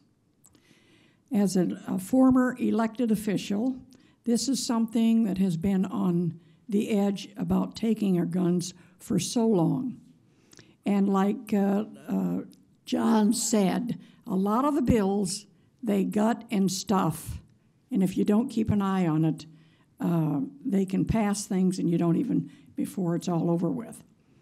I don't know why Martha has trouble with this resolution. It's not an ordinance. It's a resolution. I know that Martha said that she had a tragedy in her family. I had a tragedy in my family too. I'm sure you all know Mrs. Heichel. She was married to my nephew, and she was shot up in Lurch Mountain. I'm sure you all know about her. She was kidnapped and taken up there a couple years ago, and they had the jury here, the trial here. So we've all had tragedies in our family, but still they believe in protecting our gun rights. And I think that you were discussing about that you got this from another county. In politics, they do this a lot. This is not the first time, Martha, this has been done. No, I know. You get if you see something that someone else has and you want it in your city or your county, you pass it, and and people don't question it. Thank you. Thank you, Joe. Oh, I'm sorry, Commissioner Schrader. Joe, I just want to thank you for being so pleasant. You're one of my favorite folks. And even though we may not, see how the end of the evening goes, I always like your civility and how kind you are. Thank you. Thank you. All right. Yes, good evening. My name is Terry Schofield, and I live in Jackson County in the fine municipality of Rogue River. I do indeed live in a rural home, but I can also assure you that Jackson County has a considerable economic base. Just this past week and Wednesday, our Board of Commissioners did pass a resolution affirming our rights under the Second Amendment. Now, I also want to offer you in full disclosure that in the beginning of December, I took it upon myself to draft an ordinance and submitted it to my Board of Commissioners. I appeared before them at weekly meetings. I have also met with each one of those commissioners individually. I've also corresponded with both the county legal counsel as well as our county administrator in support of this. I've provided other public testimony towards that end. I've done that as a private citizen. I'm not in the pocket of any billionaire. Whether that billionaire comes from New York or Kansas doesn't really matter. I'm a private citizen, and I believe in gun ownership. Now, where we stand right now, as I said, we did pass a proclamation, and we are a home rule charter county. So we did pass this proclamation, which is the same as your resolution, and basically reaffirming our rights. This was not drawn from a template. Actually, the board itself drew up that. I continue to press for an ordinance, and will continue to press for that. However, just as a matter of public statement for where our county stands, I think it was a splendid move. Now, I would like to talk to you a little bit about the respect of the issue of safe storage, which is the locking up of firearms. And I would ask that you take particular note of this date, which is August 23rd, 2000. The family's name was Carpenter. It was a lovely family based in Merced, California. On the morning of August 23rd, 5 young children were left in the care of the 14-year-old who was the oldest there. All the children were trained in how to use firearms and how to do it responsibly. I would add an aside, I myself was 6 years old when I first learned how to handle it and properly use a firearm in a safe manner. That is the safest thing that you can do, is to train your children. If you're going to have firearms in your home, it should absolutely be mandatory that you train your children on how to handle them responsibly. Now, with respect to safe storage, which is locking up of firearms, again, August 23rd, 2000, a man invaded the home. The father was at work. The mother had taken the car out to get some work done on it. The 14-year-old oldest daughter was there to care for everybody. She found a 27-year-old man who had jimmied a garage door, and he broke into the house and then barricaded himself inside the house, barricading all doors and windows, and disabled the telephone line. He was armed with a potato spading fork. The 14-year-old awoke to find him naked, pulling on his pants in the room. She immediately thought of the gun, but then realized her mother, in compliance with California's recently passed safe storage law, had locked away the firearm. So she had no option. I would please, in respect for other people Sentence or here, two. I got to be fair with everybody. but please take note of that, and please do the research on it. I think it may just change a few minds. Thank you for your time. Commissioner Schrader. Just wanted to make one comment. It's not just locking up the guns. One of the things I've observed in my own family, that you have to take very good care of them, cleaning, oiling, all those other pieces have to happen to make sure that the firearm is working and is going to be safe. And every time my youngsters shoot, they'll come back and they will lay their firearms out the table, take care of it, clean them, and then make sure they're put away safely. So it's not just the locking, it's also the cleaning and the care of the firearm. And in my observation, it seems to be very critically important. Mr. Steve Shop and Lee, I think it's Richardson, followed by Bob Westfall and Faith Loith. Thank you. I'm Steve Shop. I live in Tualatin, and I guess the opponents of this and some legislators want you to just shut up. It seems like they don't want this county commission saying anything, even though the resolution, I read it, and it couldn't be more reasonable. It's the most moderate and simple statement supporting the Second Amendment that you could possibly have written. So why the objection? Is Chair Ludlow simply grandstanding? Is Tootie Smith doing the same thing? Well, they live in a county, and they're commissioners in a county that everyone in this room knows overwhelmingly supports the Second Amendment. It probably 75, 80%. In its genuine form, not an interpretation. Everyone in this room also knows that there are people down in Salem who are working right now to infringe their right to keep and bear arms. There's no question about that. So why is it inappropriate to have a reasonable and simple statement sent by county commissions? If it was every county but Monoma County, so be it. What's wrong with that? Commissioner Schrader seems to prefer that nothing be said until the legislature has done their work. And then it's too late. And what about the truth? Does the truth matter here at all? The opponents are telling journalists, and it's in the paper, that this resolution will put guns in the hands of felons and domestic abusers. Why is it necessary for the opponents to just make up stuff? I'll tell you why.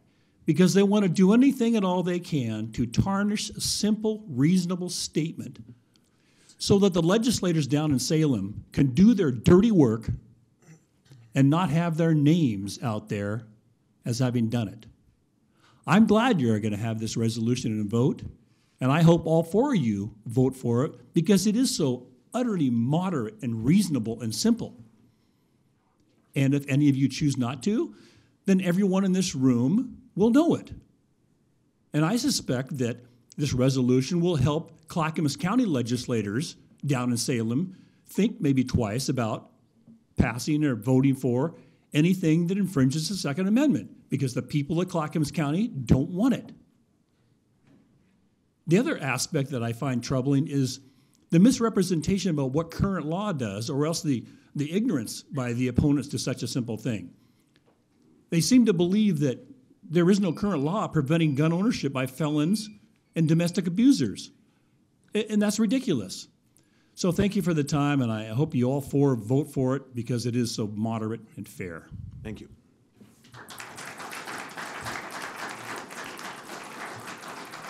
Yes, sir. Hello, Commissioners. My name is Lee Richardson. I live in Beaverton. I own Rich's Gun Shop out in Donald, and my father started it over 50 years ago, and I've been in it and working for him and been raised in the business for over 40 years.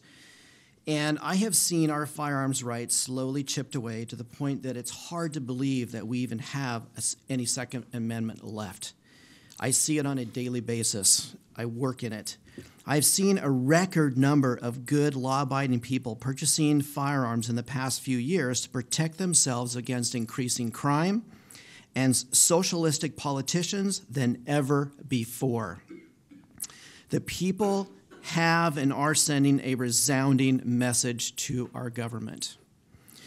There have been many people in numerous counties finally getting the courage to speak up and take action to protect what freedoms we have left, as what we have seen county after county.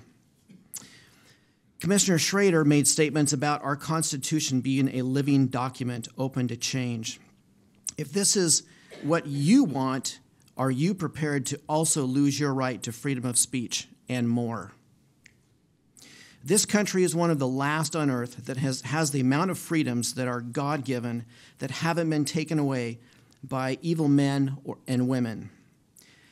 We, just like those of past generations, must fight hard to keep them.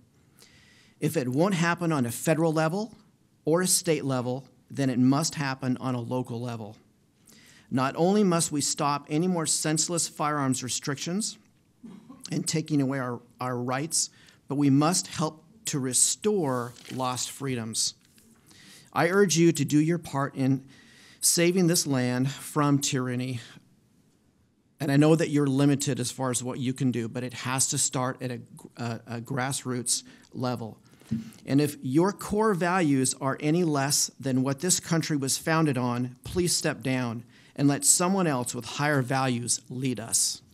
Now is the time to act before too much is lost. Thank you very much. Thank you.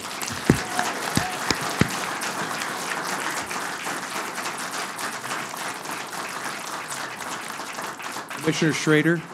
Yeah, thank you for that moving statement, but let me try and explain this one more time. There's two ways of looking at this. This is why we're having this debate tonight. There's the originalist framework that people use to interpret, and that's the court system, the state court, as well as the Supreme Court. The traditionalist, which is also a way of interpreting the Constitution, and it goes back and forth through the times, and how we interpret it is based on the court decisions and case law. So what I feel is that people say, well, there's one way and just that way, but actually if you look at case law and if you look at the history of constitutional decision-making, you can see, and better scholars than I have read this, how this moves through. The originalist versus the traditionalists, and depending on the nature of the court, oftentimes you get different outcomes with case law. And I would suspect most folks here tonight, as we have this conversation, obviously, you are in the camp of an originalist interpretation of the Constitution, which is fine. I think that we heard from some folks here tonight that have a different viewpoint, and I think respectfully listening to people's viewpoints is a very important thing to do because, again, one of our rights is free speech. Yes, sir. You're up. Okay. My name is Bob Westphal. I live in Eagle Creek, and I got to confess, I'm an originalist. Well, that's true. Okay. I believe in the Constitution. I believe that it is something that you folks ought to be looking at seriously. And if you don't understand it, get a consensus that'll make you understand it. But I think that as a citizen of Clackamas County, you guys are my representatives. And as you could probably tell, the majority of the people in this room want to have this resolution passed. Now, if you don't like it, if you've had a problem in your family that's influencing your decision-making, then maybe you ought to reconsider that and go with what your constituents like instead of with what you like, because you do represent us. I spent a career in law enforcement, 30 years, retired honorably, where I was in charge of the weapons training unit for largest sheriff's department in the country. We had 8,500 guys going through my training session. I'm an NRA instructor, a FBI instructor, and every kind of instructor you can believe on the planet. And I believe in safety. I believe kids ought to be shown safe ways of handling firearms. But I don't think that my rights as a citizen, my Second Amendment rights, should be compromised by somebody that has an opinion and doesn't want to take the time to represent all her constituents. I'm not picking on you, Commissioner Schrader. I feel like it, but I'm not. I know you're not. I'm not worried about that. You seem like a very nice man. Right. But I would like to just tell you that I'm in favor of this resolution, not because it's got any teeth, not because it can be enforced, but because it'll send the message that I want sent to Salem, that I believe in the Second Amendment, I believe in my Second Amendment rights, and nobody has a right to take them away from me. Thank you.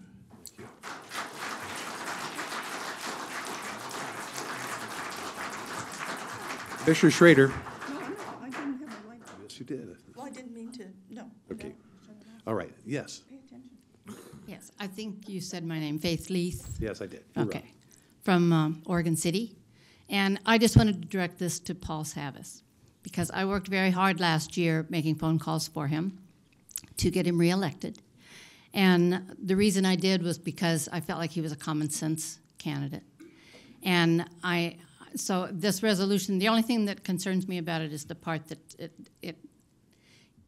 the majority of Americans, the majority of Oregonians, the majority of NRA members support universal background checks.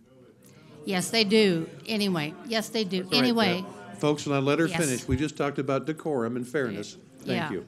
Please. And so the silent majority out there, you're listening to a lot of the minority here, but the silent majority wants common sense. And so I just hope that you make a common sense decision. That's all. Thank you. Thank you, Faith. Now, we're going to go till 7:50, at which time we'll take a 10-minute break. And I'll tell you right now, I have 4, 6, 7, 8, about 10 more cards left. Linda Eskridge and Tom Eskridge, followed by David Berg and Jose Hernandez.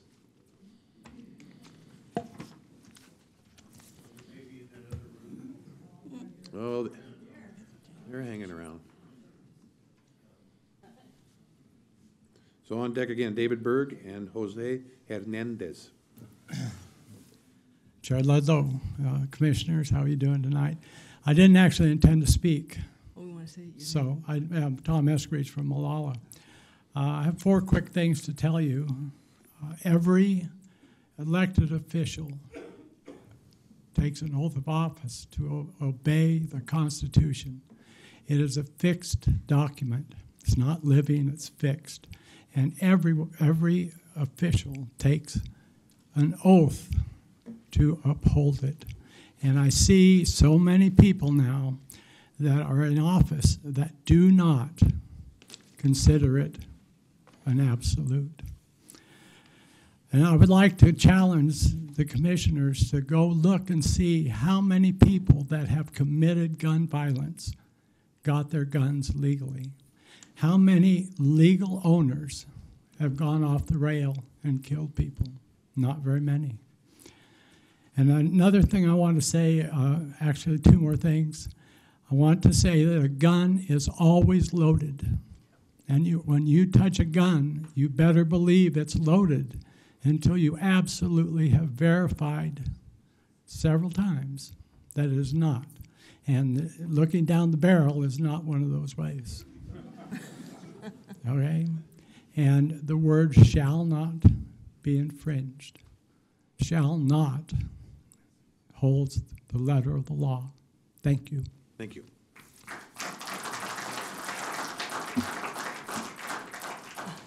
I'm Linda Eskridge, and I'm also on the school board at Malala.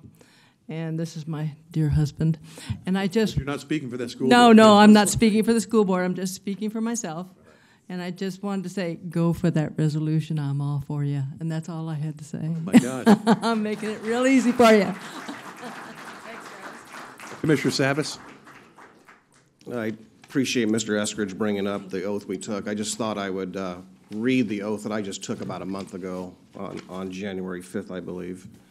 I, Paul Savas, having been duly elected to the office of Clackamas County Commissioner Position 2, do solemnly swear that I will support the Constitution of the United States of America and the Constitution of the State of Oregon. I will faithfully and honorably perform the duties of Clackamas County Commissioner Position 2 to the best of my ability. That's what I swore to. I swore to many times I think I've been sworn in 6 times in the last 15 years.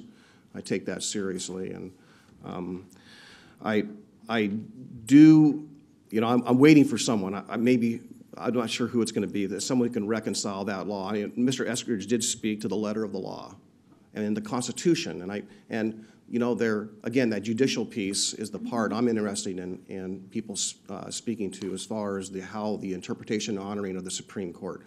I think that is such a key piece of this, because that's really the balance of power in our 3 branches of government and how law is interpreted. I know that some people are bothered by that. I get that.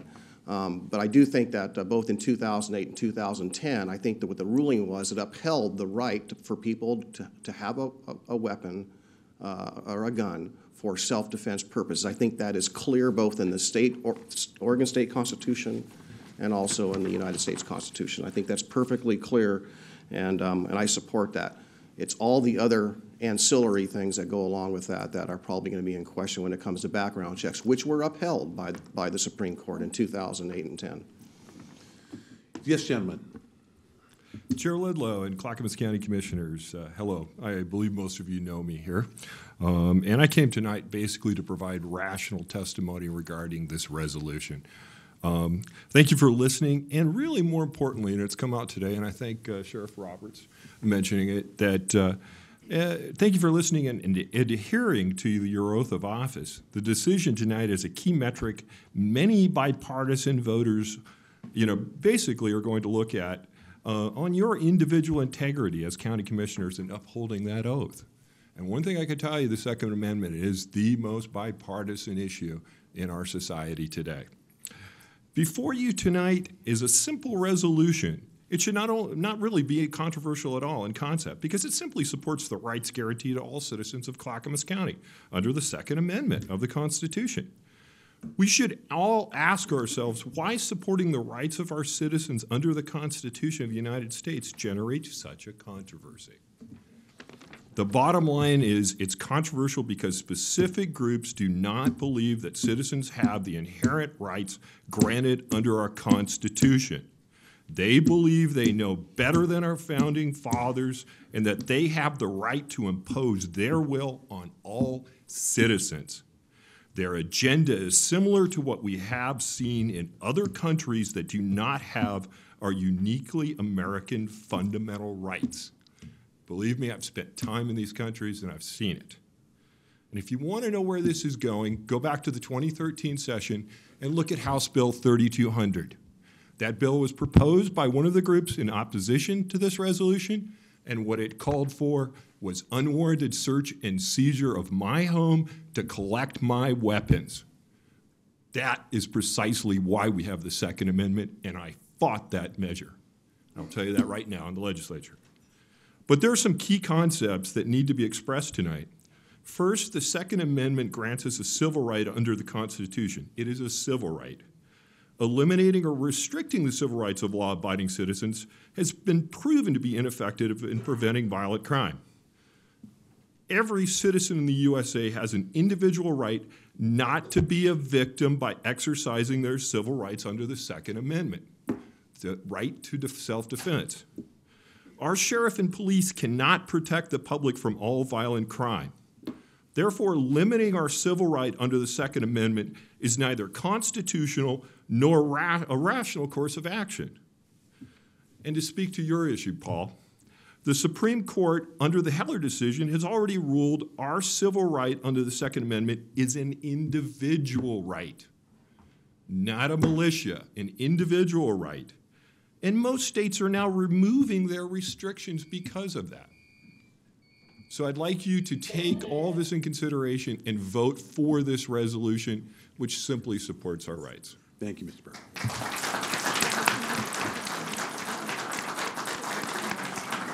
Mr. Hernandez, twice in like a week. This is interesting. Thank you.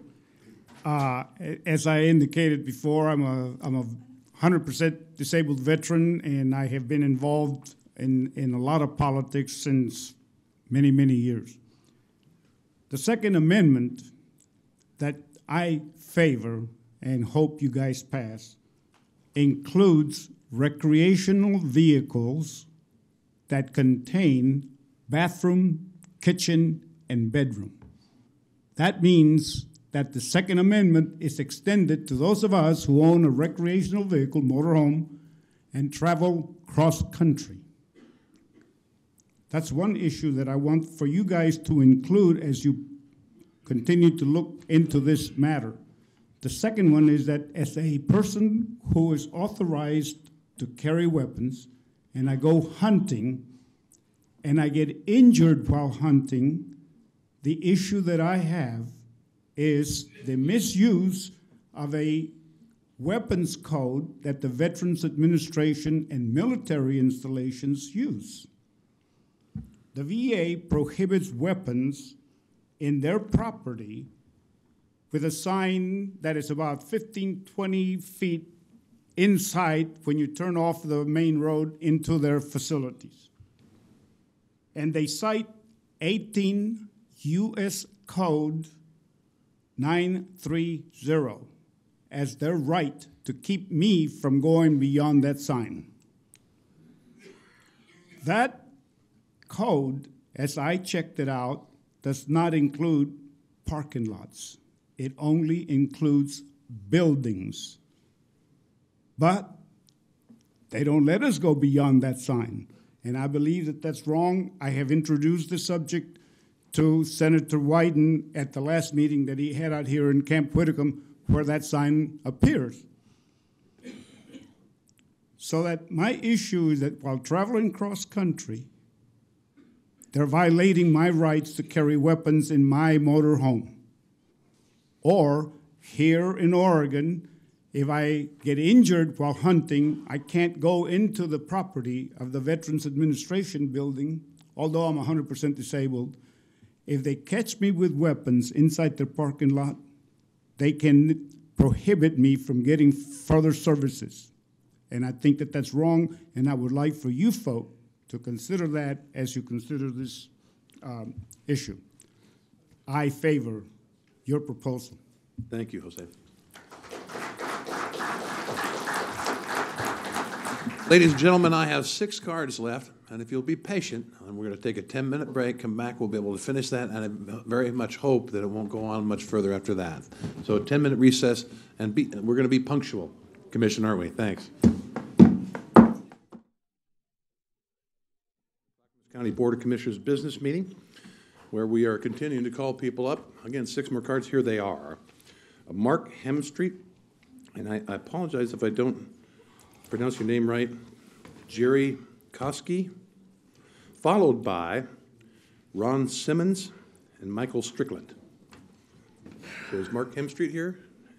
And Jerry Kaiski? I'm sorry, pardon. I filled out the blue card because I thought I had to do that to comment, and I'm a... Are you going to come comment then? No, I'm just going to say I'm in support. Well, you have to do it. You really, see, what's interesting is nobody can hear you say that in TV land, you know, so come up and just say what your piece is, and that'll be fine. And see, is Mark Hemstreet here? Hemstreet? We'll check in the other room. Yes, sir, you can say as brief as you'd like. Okay, my name is Jerry Kowecki, and I'm a combat Vietnam infantry veteran, and I'm in support of the measure, and that's it. That's succinct and wonderful. Thank you. We're looking for Mr. Mark Hemstreet. In the meantime, Ron Simmons and Michael Strickland.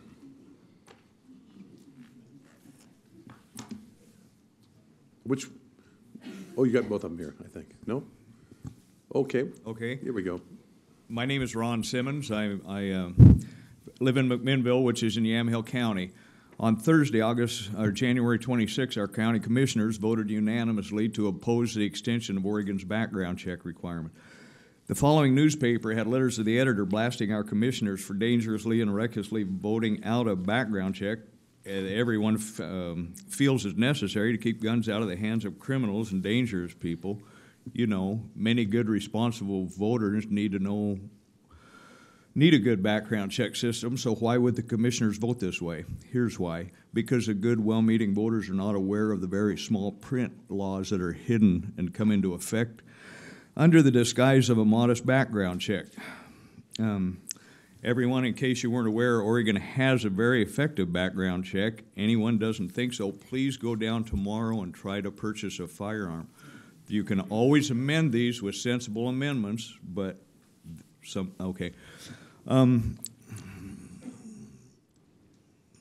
Oregon Legislative Council, which drafts the bills, explained that it would be illegal without conducting a background check to leave a firearm with your girlfriend while you were out of town, no matter how qualified she was to have it.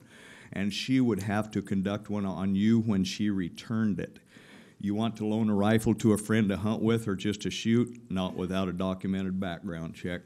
I believe this measure is modeled after Measure I-594 that was just voted into Washington, again I say, under the disguise of a modest background check system. Let me say here that Washington, like Oregon, already had a very effective has a very effective background check. Washington Measure I-594 that just passed by ballot made it a crime for students at a hunter safety class to hand rifles to each other. Think the voters knew they were doing that? Does everyone know shooting is an Olympic event? I have trouble with this story. This last year, a group of kids in their high teens from a prominent sports club in Washington competed at national level at Camp Perry, Ohio. These kids must be academically strong first, then the sport. Well, these kids proudly represented their states and brought back trophies, many of the firearms which these students use to compete at national levels are loaned to them by big firearm sponsors due to their extremely high cost. Then came Measure I-594, you know, the modest background check extension, made it a crime for those kids to keep the firearms. Gee, that really punished a lot of criminals, took guns away from a lot of bad people, didn't it? Think the voters knew they were doing that? People, be aware that in Washington at the same time Measure I-594 was being put together, Measure I-591 was also being constructed to try to counter it. Please take note the people behind Measure I-591, Washington Council of Police and Sheriffs, Washington State Law Enforcement, Washington State Firearms Instructors Association, and please see online Measure I-591 and all the many other governing organizations that were also behind 591. Yeah, you gotta finish it. Your time is finished. Up. Right. They didn't have the money to compete with the big people that put money behind that, Bloomberg, Allen, and Gates. It was $10.5 million to $1 million. I just hope to God Oregon does not buy into this. Okay, thank you.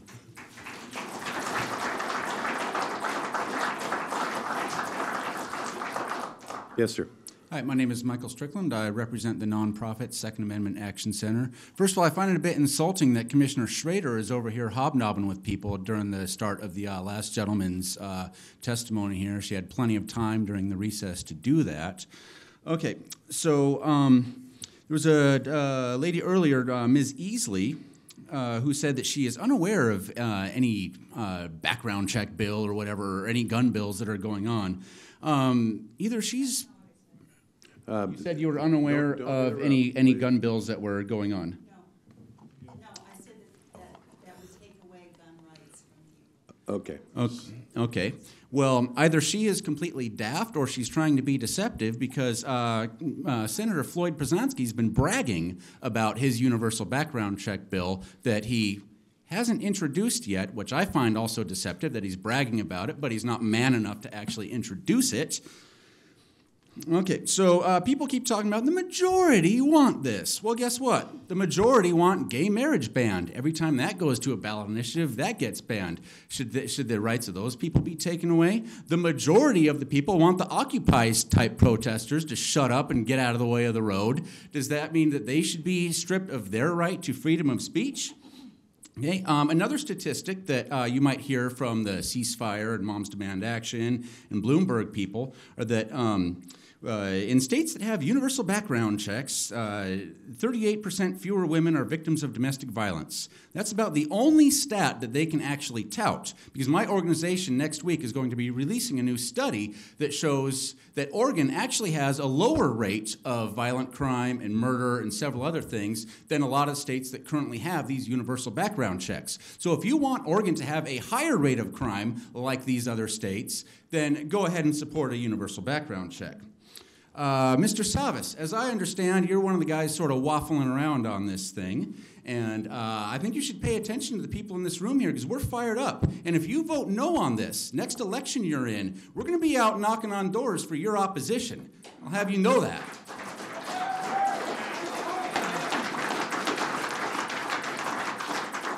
And to Commissioner Schrader or anybody from Ceasefire or Moms Demand Action, can somebody please explain the difference between a right and a permission? Is it the right to keep and bear arms, or do we have to fill out a permission slip and get permission from Kitzhaber or Kate Brown or whoever's going to be governor next week in order to keep and bear arms? Is it a right or a permission? Please answer. All right. Commissioner Savas.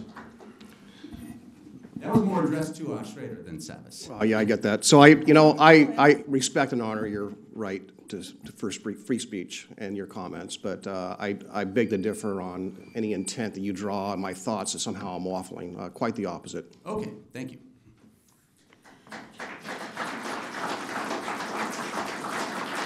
Did Mark Hemstreet ever show? Because I still have his card, but it's going to go bye-bye. The last two cards I have, ladies and gentlemen, Joe and Fran Mazzara.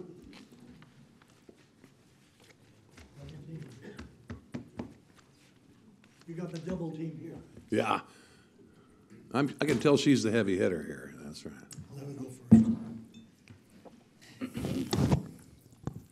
Okay. I'm Fran Mazzara. I'm from Welch's, Oregon.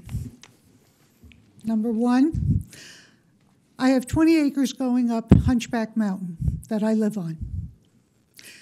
And I cannot tell you how many times we have been fearful of letting our animals out because all of these law-abiding citizens are shooting back and forth in front of our house and behind our house and around our house.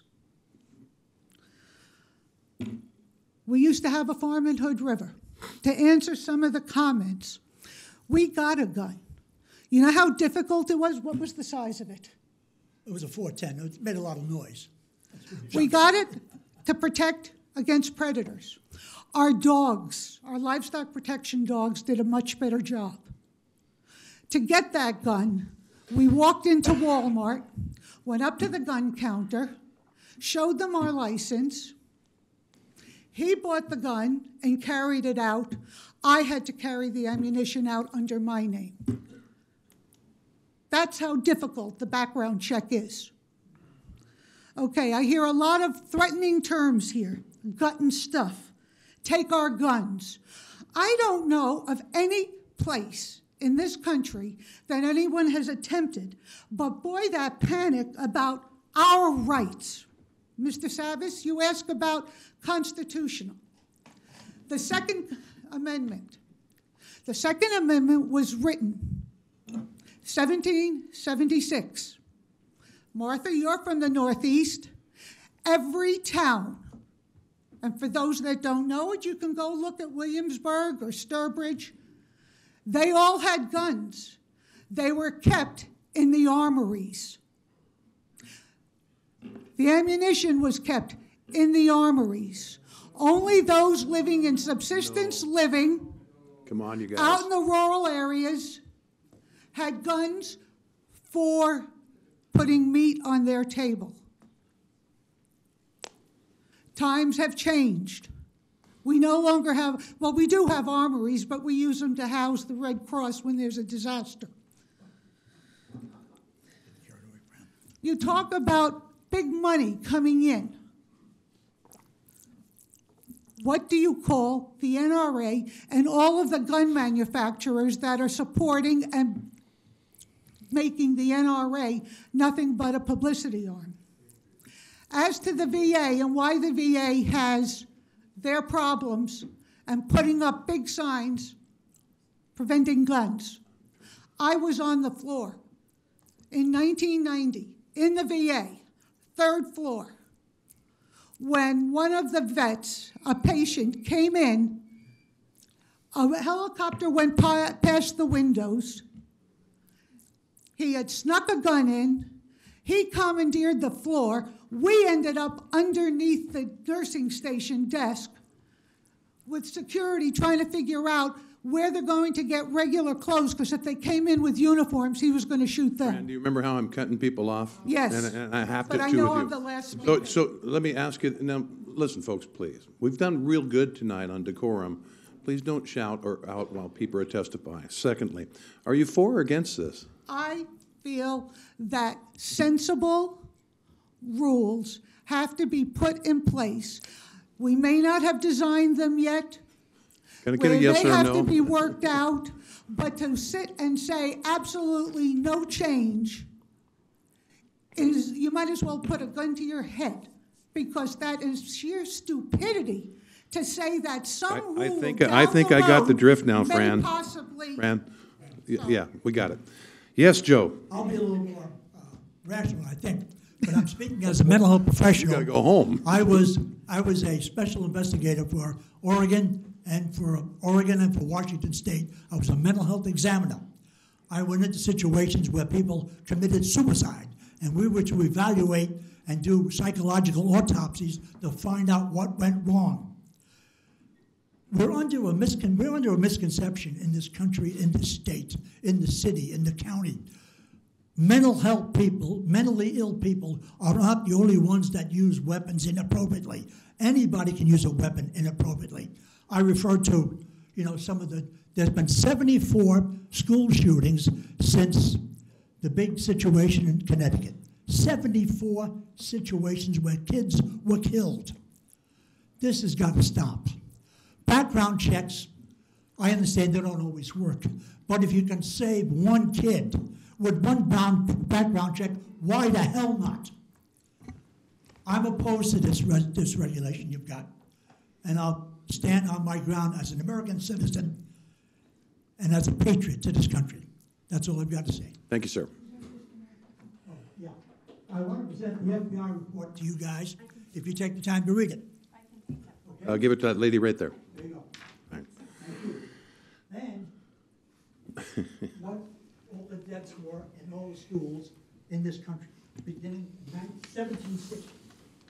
All right, thank you. And thank you, ladies and gentlemen, for all your patience tonight. That is the end of the public discussion on this. And so, we will move to a motion, and I'm going to recognize Commissioner Smith. Thank you, Mr. Chair. There were some things said tonight that may have been misconstrued, and I just want to make clear what this resolution is. Please read the language in it. Not one time is the word background checks used in this resolution. As far as I know, background checks will continue in the way that they were intended to be. It was made, there was an opinion that somehow there are no bills that have been introduced. I spent 2 terms in the legislature through 7 sessions, and I was in a leadership position, so I think I know what a bill is. I'm going to read them. SB 86, authorized establishment of firearms training.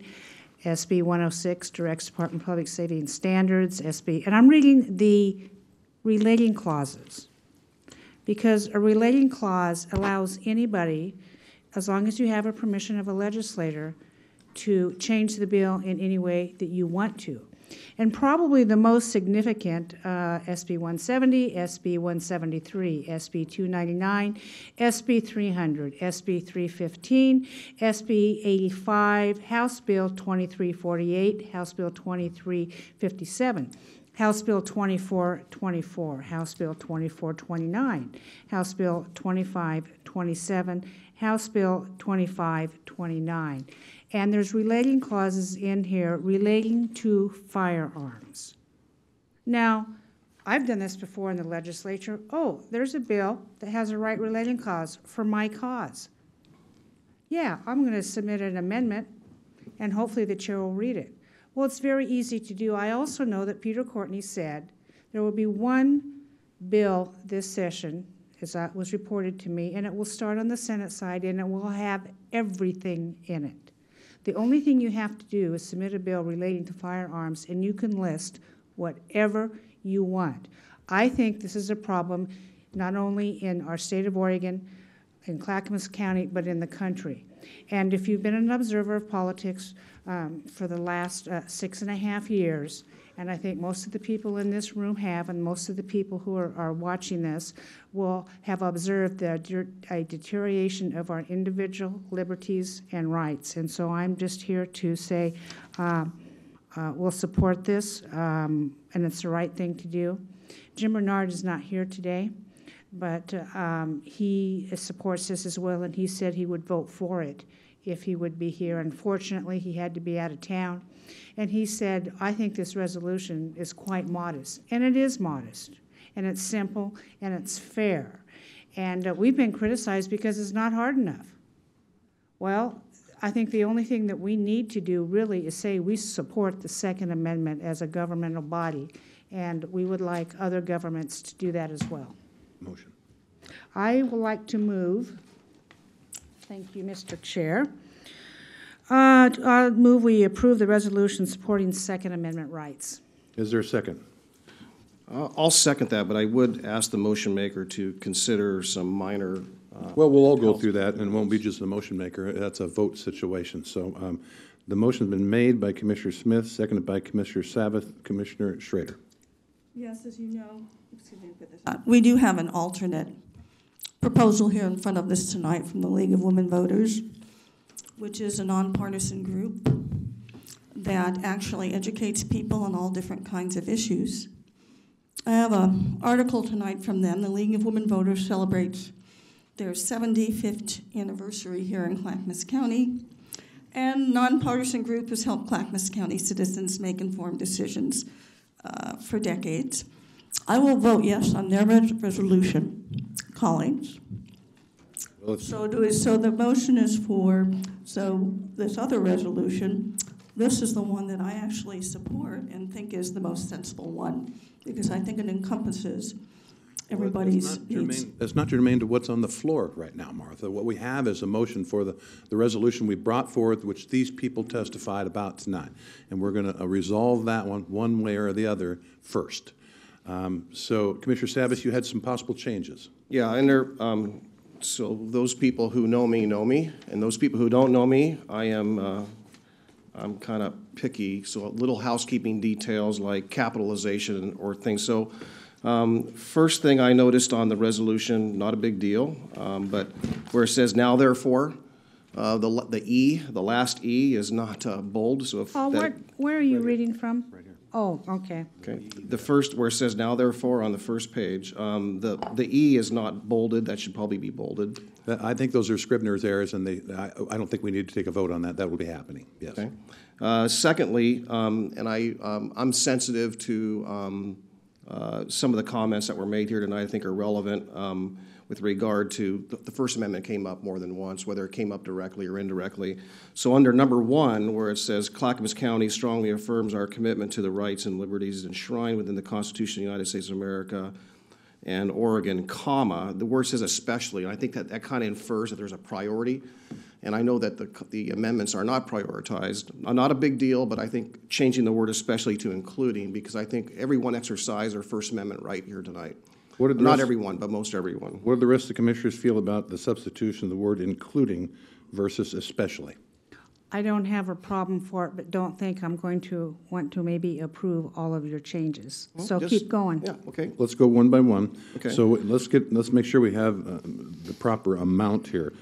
Tootie says changing from especially to including is okay with her. Martha, what you say, you? I'm fine with that. I'm against it. So that will be changed to the word including. Yes, Paul?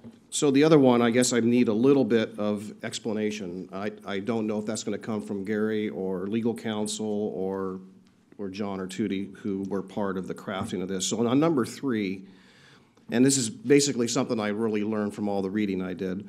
Number 3 says what it says, but after the last comma, following the word court, Supreme Court, it says, and vigorously oppose any state or federal law that unconstitutionally restricts these rights. I think that's great, but something is not unconstitutional until it's deemed, at least from, again, this is from how our system works and the judicial system works. Something that is deemed unconstitutional by the Supreme Court is immediately rectified.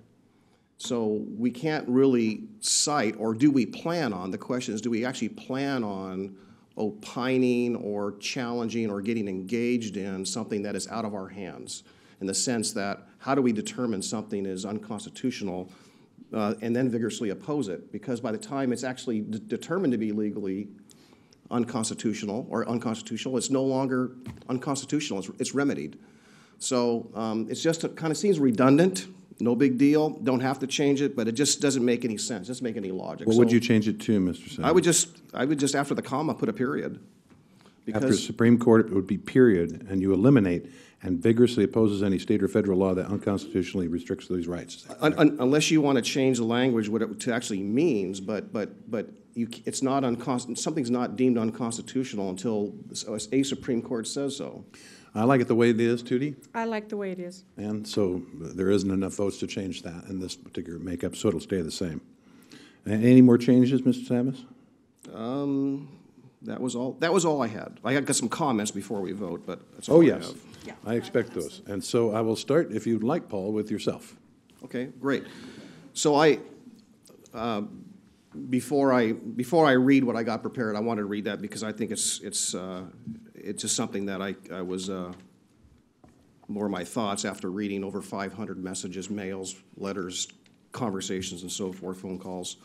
But I wanted to say one thing first. There was a bumper sticker I saw years ago that resonates with me every time I think about guns and gun laws. And that the bumper sticker said, if you outlaw guns, only outlaws will have guns.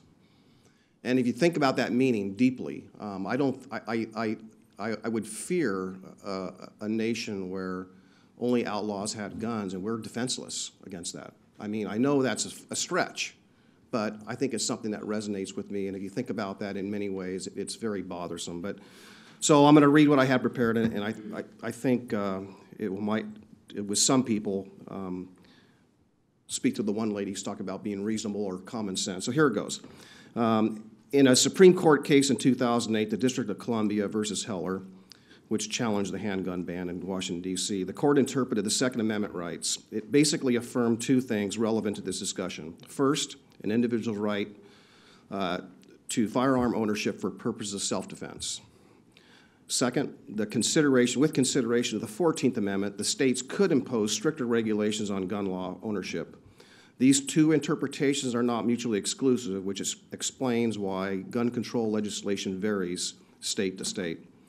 In the 2010 Supreme Court decision, McDonald versus the City of Chicago, another handgun ban, the court upheld three basic regulations: the right of government to ban weapons on government property, banning possession of a handgun to juveniles and convicted felons, and upheld regulations requiring a permit to carry concealed weapons. The latter is the only regulation I'm aware of that a county government in Oregon can implement, and we do. The Sheriff's Office does implement the concealed weapons permit process. I have gone through over 400 communications on this matter, 500 as of today, actually, because I wrote this yesterday, which range widely, representing many perspectives, and has opened my eyes to some intriguing thoughts, most of which were from the individuals that wrote their own personal messages. These individuals included both enlisted military and retired, active and retired law enforcement professionals, educators, victims of violence, attorneys, former legislators, mental health providers, and many more. They shared stories and experiences that were painful, yet maintain a balanced perspective. It should come as no surprise that there are statistics of death due to gun violence. But it is also reasonable to consider there are countless numbers of people alive today because of responsible use of a firearm. We trust that law enforcement professionals, our military, and our law-abiding citizens will respond and have responded in times of need, adequately armed with a firearm to protect the public and or themselves in a responsible manner. The language in the resolution can and will be interpreted many different ways. We heard that tonight. And each of us has that right.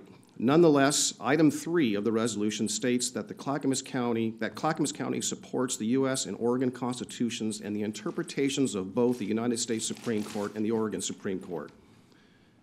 If people listening choose to study the decisions rendered by the Supreme Court in 2008, 2010 on this matter, they may also conclude that essentially every person and perspective should find comfort and discomfort in the federal and state system being the applicable constitutions and courts, and also realize this resolution will not upset that balance. And when I say will not upset that balance is that all those protections are there, whether we pass this or not. And I will be supporting the resolution tonight. Commissioner Schrader, would you like to go next? Well, my concern is this, that we have an alternate resolution that this commission has decided really not to look at closely. And earlier, quite frankly, in the beginning of this meeting, we talked quite a bit about how we send things out to vote to the people. We did that with light rail. We did it with the bridge. We have documents here that could certainly put out to a vote of the people, because we have a lot of proponents and opponents here tonight. And I keep hearing a statistic that the majority of people support the right to vote on specific issues. So my concern, colleagues, is that we're really not allowing the entire county to vote on this. And since I support the Second Amendment, Now, wait a minute. Hold on, Martha. actually, I was Sir, not. Hold on. If you do that again, you're out of here. And I have never gavelled anybody down in my 2+ years here. You folks have been wonderful. Let's continue that. Martha. Well, thank you, Chair. I appreciate that.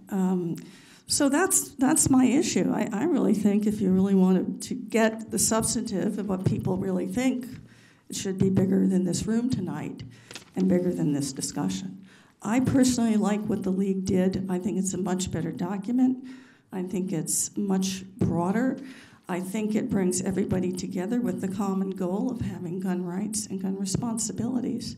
So frankly, since I am a Second Amendment supporter, I'm just going to abstain from this tonight. And I do want to just caution my colleagues that we have spent a lot of time on a resolution that is not going to have any impact on Salem.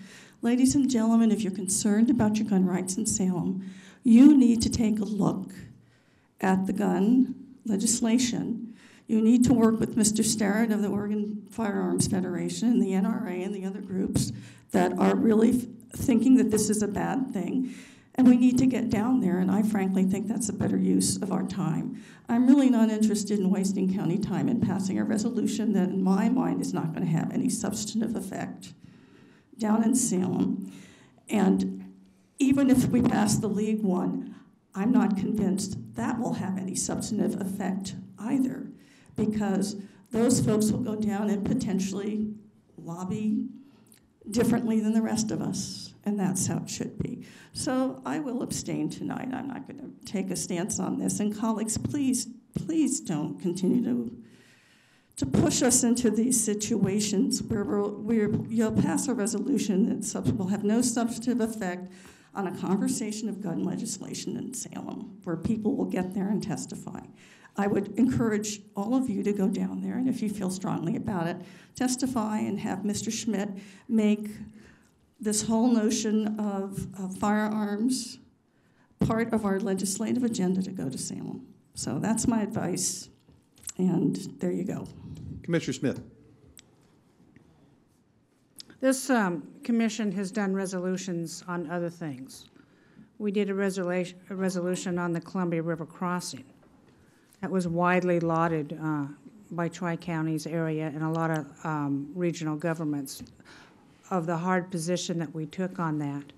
And in that resolution, we stated that the I-205 2 lanes should be widened to 3. And guess what? People are paying attention to that, mainly ODOT. This board has done other resolutions. This board has done other really tough decisions that went against maybe the grain of some of this people sitting in this room like Barton Park when we enforced a law that was already on the books of banning alcohol and the use of illegal drugs. So I say it's certainly within our purview to do this. And as controversial as the Barton Park situation was, we never came close to 500 emails. We never came close to the amount of people that have been here in the overflow room. So this is certainly within our purview to do, and I will continue to support this board in decisions and voting on things that we think that the public would do. Now, a vote of abstention for this particular issue, I believe, is a vote against Second Amendment rights. I don't think you can hide behind an abstention.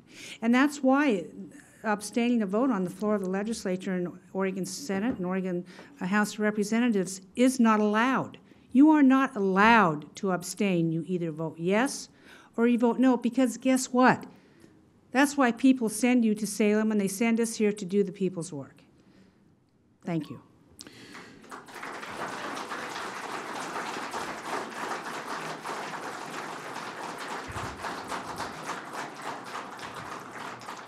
Let me point out a little history here. When I first came into office, I realized that the Clackamas Regional Center, which is an urban renewal district, had $48 million, I call it extra money. That was scraped away from schools, police, fire, libraries, parks. And so I and Tootie Smith remonstrated against that and said that's the public's money. And they need to vote on that $48 million and how to dispose of that, including sending it back to those most important taxing districts. Tootie and I lost 3-2. So at that particular time, it wasn't right that the people would vote on this. In addition to that, Commissioner Schrader said that when Save Gladstone brought forward a measure to rein in public spending in the city of Gladstone, Commissioner Schrader said that was un-American.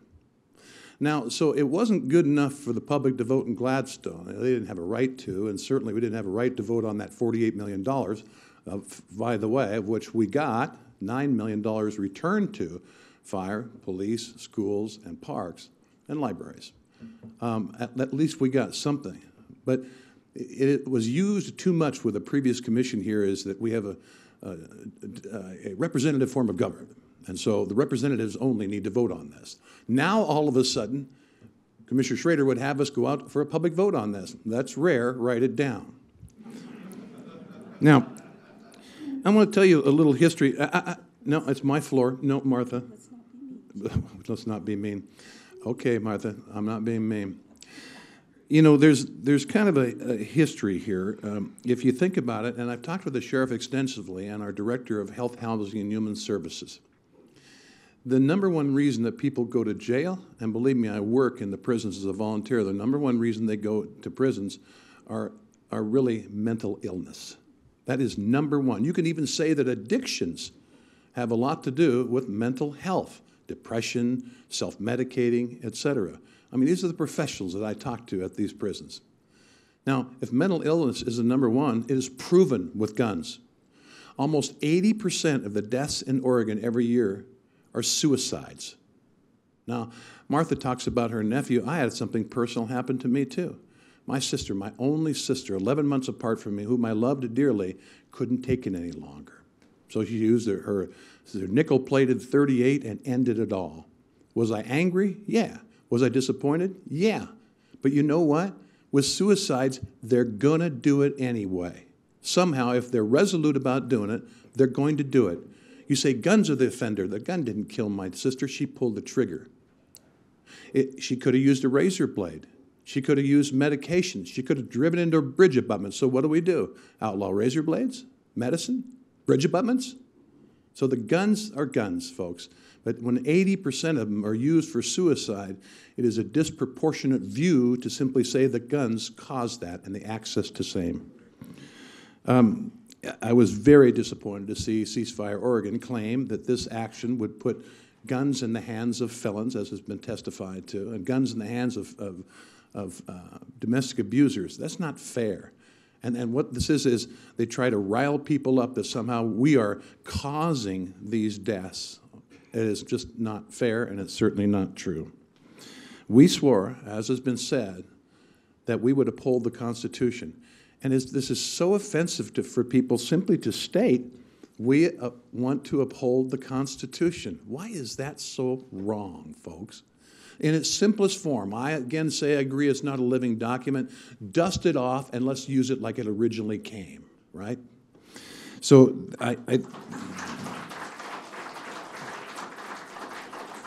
I say again, we cannot legislate away crazy. You can't. And people will, I mean, whether it's knives, I remember reading about a Russian who was probably the largest serial killer ever found that killed over 70 or 80 women with a knife. So what do you do about that? It's in people. Somebody else said it. It's in people, and that's the problem, and it is a mental defect. So that I've got off my high horse here, and I don't think I'm ever mean. I'm just, it's time that we remember often how we got to where we're at, and certainly that which has come before us. Commissioner Savas.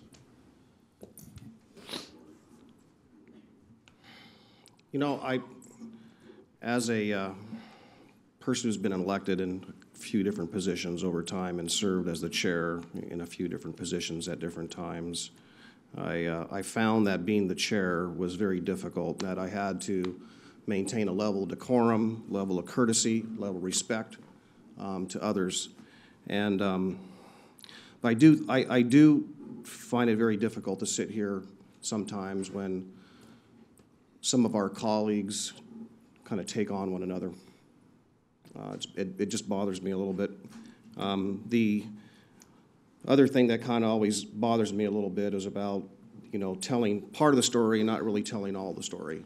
We brought up the urban renewal and the right to vote on $48 million, which eventually went to PolitiFact and found out that, you know what? You can't return the $48 million to the citizens of Clackamas County. You lose $20 million of it, and that was verified by PolitiFact, validated. That actually, had that been made, whether good information or bad information, Clackamas County would have lost $20 million of that dollars. But all that money is still public money, and it's still going back into public projects. And as the chair accurately said, $9 million of that would go directly back to those districts, and the rest is being spent on public projects that will return assessed value to make those districts even stronger and their bottom line even stronger. And that's the purpose. But to somehow cast that out again, I think it was just a few weeks ago when that was cast out as somehow, part of the story. But the other part of the story is that we didn't have an option. And why tell the voters that you have an option to give the $48 million back to the citizens of Clackamas County when it's not tax-wise legally possible? You could give back, what was it, 28? $28 million is what we would have got, and the other 20 would have went to the state. Now, how many of the people in this room would probably prefer that the $48 million stay in Clackamas County? I probably bet if it took a show of hands, you would probably all agree that it probably should stay in Clackamas County, and that's what we did. The $20 million would have gone back to the state. Schools, do they need it? You betcha. Are we ready for the poll, commissioners? I think so. Mary.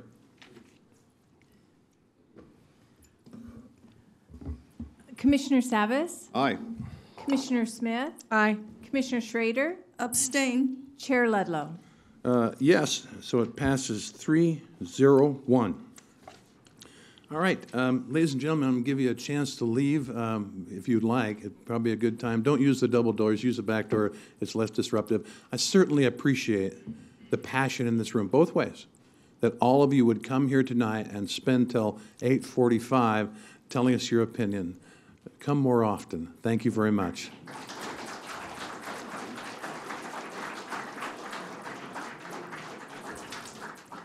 All right, we have other business here. Can I just make one comment? I really want to thank the League for coming tonight. I'd like to get that on the record, and I want to thank them for all their hard work on this issue. Thank you. That's well said. All right, Bob, you can't do this. Hi, Cindy. Bob? That's all right. Bob, you got to go. We got to get going here. All right. Email it. All right, so now we have dispensed with that, and we have a board discussion item. Is that correct, Mr. Krupp? Yes, Mr. Chair. This is a board discussion item to consider a resolution to support a feasibility study to transfer federal lands to state or local ownership. And I will ask Mr. Gary Schmidt, our Director of Public and Governmental Affairs, to give a staff report. Yes, Commissioners, a brief background. As you all know, in the state of Oregon, there is over 32 million acres of land that is owned by the federal government. There are 13 national forests, which cover over 14 million acres, as well as lands with other designations, such as national parks, grant lands, such as Oregon and California lands that we have here in Clackamas County, grassland, wetlands, and other non-forested deserts. The state of Oregon manages a similar variety of landscapes on state lands. Because of congressional budget reductions over the years, there's been diminished capacity of federal land management agencies to fulfill their stewardship and timber harvest goals of these lands, reducing the volume of timber harvest dollars generally designated to local governments, such as Clackamas County, for schools and roads. Here in Clackamas County, as you know, more than half of the county's lands is managed by the federal government. Clackamas County has 2 national wilderness areas, the Mount Hood National Forest and the Willamette National Forest, as well as 75,000 acres of Bureau of Land Management managed lands, designated by the Oregon and California ONC Rail Trust. In 2012, the state of Utah adopted the Transfer of Public Lands Act, asking that the federal government extinguish its title to over 20 million acres of federal lands in the state of Utah by the end of 2014. Now, that hasn't happened yet, but that did spur a movement and the creation of the American Lands Council to make this a national effort to bring federal lands back under the control of state governments. 5 western states are now creating commissions or committees to study the benefits of transferring federal lands to the states. This brings us back here to Clackamas County, where Commissioner Smith brought the idea of this to the state of Oregon, and in particular the Association of Oregon Counties. And the Association of Oregon Counties in January of this year did support and approve a resolution that would have the state of Oregon study the transfer of certain federal lands to the state of Oregon. Today, Commissioners, you are asked to approve that exact same resolution that the Association of Oregon Counties approved, but approve that here in Clackamas County.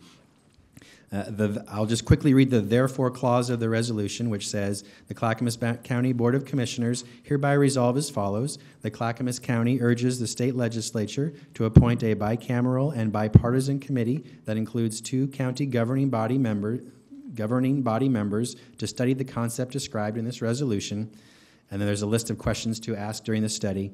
And finally, the Clackamas County requests, if the state decides to seek transfer of federal lands, that it do so in consultation with the affected counties. So that is a resolution for your consideration today.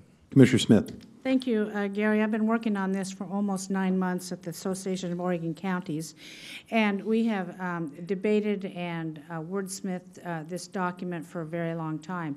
We've had a lot of input from our state agencies, and our counties have weighed in on it. And it's not an uncontroversial issue. It's an issue that I've been keenly aware of since 1988, when I first got involved in politics, when they wanted to list a spotted owl as an endangered species. Clackamas County used to have dozens and dozens of sawmills. We used to be the largest producer of sawmills in Oregon. Now we are down to 2. In our rural communities are suffering because of lack of timber production, and timber jobs are scarce. Tourism jobs don't replace the family wage jobs. We have created many technologies to use wood. We have created many technologies to harvest wood, and through our sustainable replanting efforts and selective harvesting, the timber is a crop that will be managed long after we are gone on this planet. So we've discussed this at the Commission. I'm not going to waste a lot of time, but yet this is another resolution that I think that our commissioners have been able to weigh in on, and I think we have supported this as well. Any other commissioners wish to speak? Otherwise, we should entertain a motion. Mr. Chair, I move we approve a resolution supporting the feasibility study to the transfer federal lands to a state or local ownership. Second. Second, all right. Commissioner Smith with the motion, Commissioner Savith with the second. Further discussion? Well, I certainly support this. Our forests have been sitting there becoming tinder boxes for far too long. It is time. We all know what sustainable harvesting is. We have nearly 3,000 acres that Clackamas County owns, which we very effectively harvest and maintain the life and growth of different parts of that, and have been able to harvest that property to retire our debt on our golf course to the extent that we have great income now from that we can use for all of our county parks. Commissioner Savas. Well, I know this has been a long-standing issue, especially what occurred during the 80s, the early 80s, when you know, our logging industry just just basically tanked as a result of the Endangered Species Act. And not unlike the past item that we talked about at great length, but I think this is going to take a lot of legislative work. I think the legislature is the right place, and that's what we're asking here, is really for them to convene a work group and whatnot. Not unlike the previous item that we spent a lot of time on, you know, there is going to be opportunities to lobby for this, and I don't know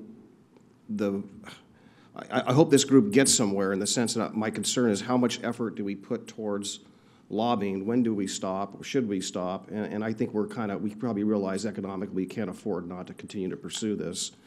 But I sure am looking forward, hopefully, to maybe with the change in Salem, that there might be a new look towards this. I know that some of our congressional leaders and our senators have said the right things at times, but here we are today. You know, here it is. We're 30 years? Yeah. 30 years later, 35 years later, and we're still in the same place. And economically, we just seem to find one mechanism after another that seems to cripple the ability of this state to recover, and of course this county. And whether it's issues like this or it's the clean fuel tax, we just seem to just cripple ourselves. And so I will obviously support this, but I really think that people that are watching tonight, or people that are listening today, will really realize that the power and the action is going to take place in the legislature or in Washington, D.C., and that's where we need to apply our efforts. And it's nice to know how people feel about certain issues like the last one we discussed, but again, where the rubber meets the road is there, where the laws are made is there, and that's where we need to focus our efforts. Truly. All right, we ready for the poll? Mary? Commissioner Smith? Aye. Commissioner Schrader? I'm going to abstain tonight from all resolutions. All right. Go ahead, Mary. Commissioner Savas? Aye. Chair Ludlow? Aye, passes 3-0-1. Time for the consent agenda. I'll ask the clerk to read the consent agenda by title. Okay, the consent agenda.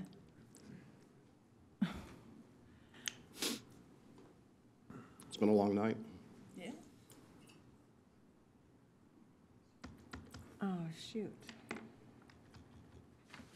I can't remember going to 1 o'clock during the day, so that's a 3-hour meeting. This is a 3-hour meeting. I think we're setting a new record. No, we've been here later. Have we? I think so. 1 o'clock during the day? My PowerPoint's gone. Uh-oh. I'll do it without the PowerPoint. Under Health, Housing, and Human Services, we have approval to apply for a continuation grant for Oregon Department of Transportation Special Transportation Formula Funds through Ride Connection for service provided by members of the Transportation Consortium of Clackamas County for Clackamas County seniors and people with disabilities.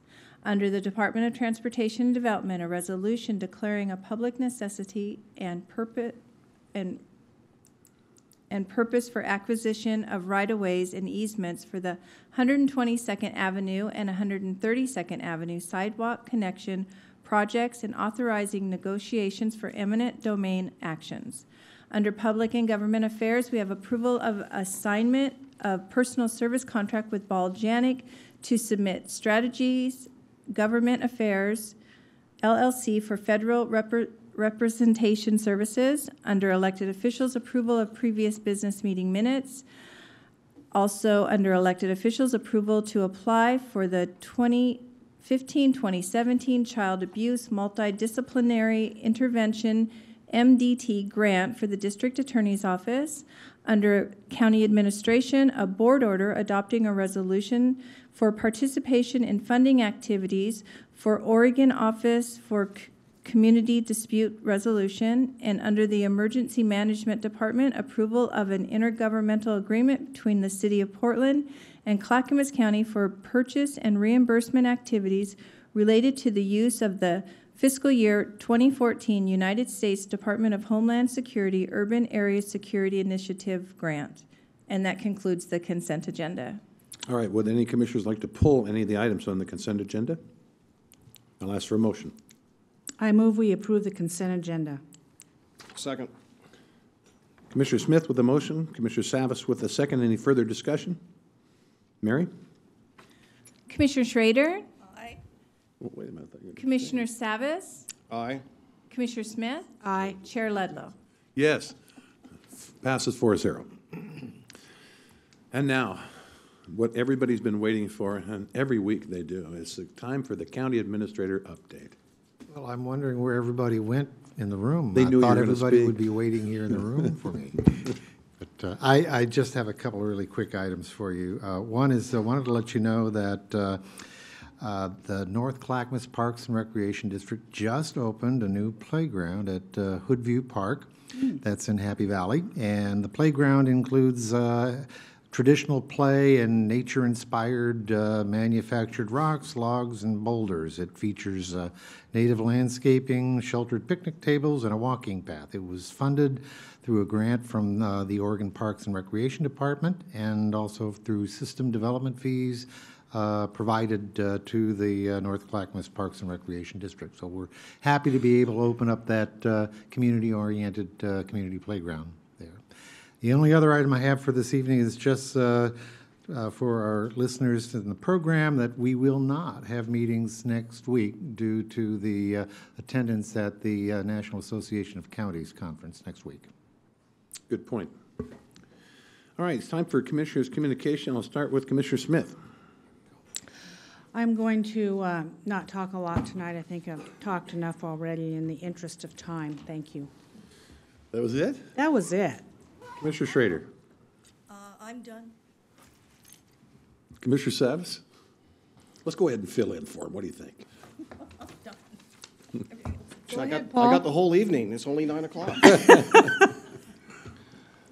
Well, I'll just say that I know that there were times tonight where the chair asked folks to maintain their demeanor and kind of keep a certain level of decorum. I wish perhaps that there were less interruptions tonight than there were.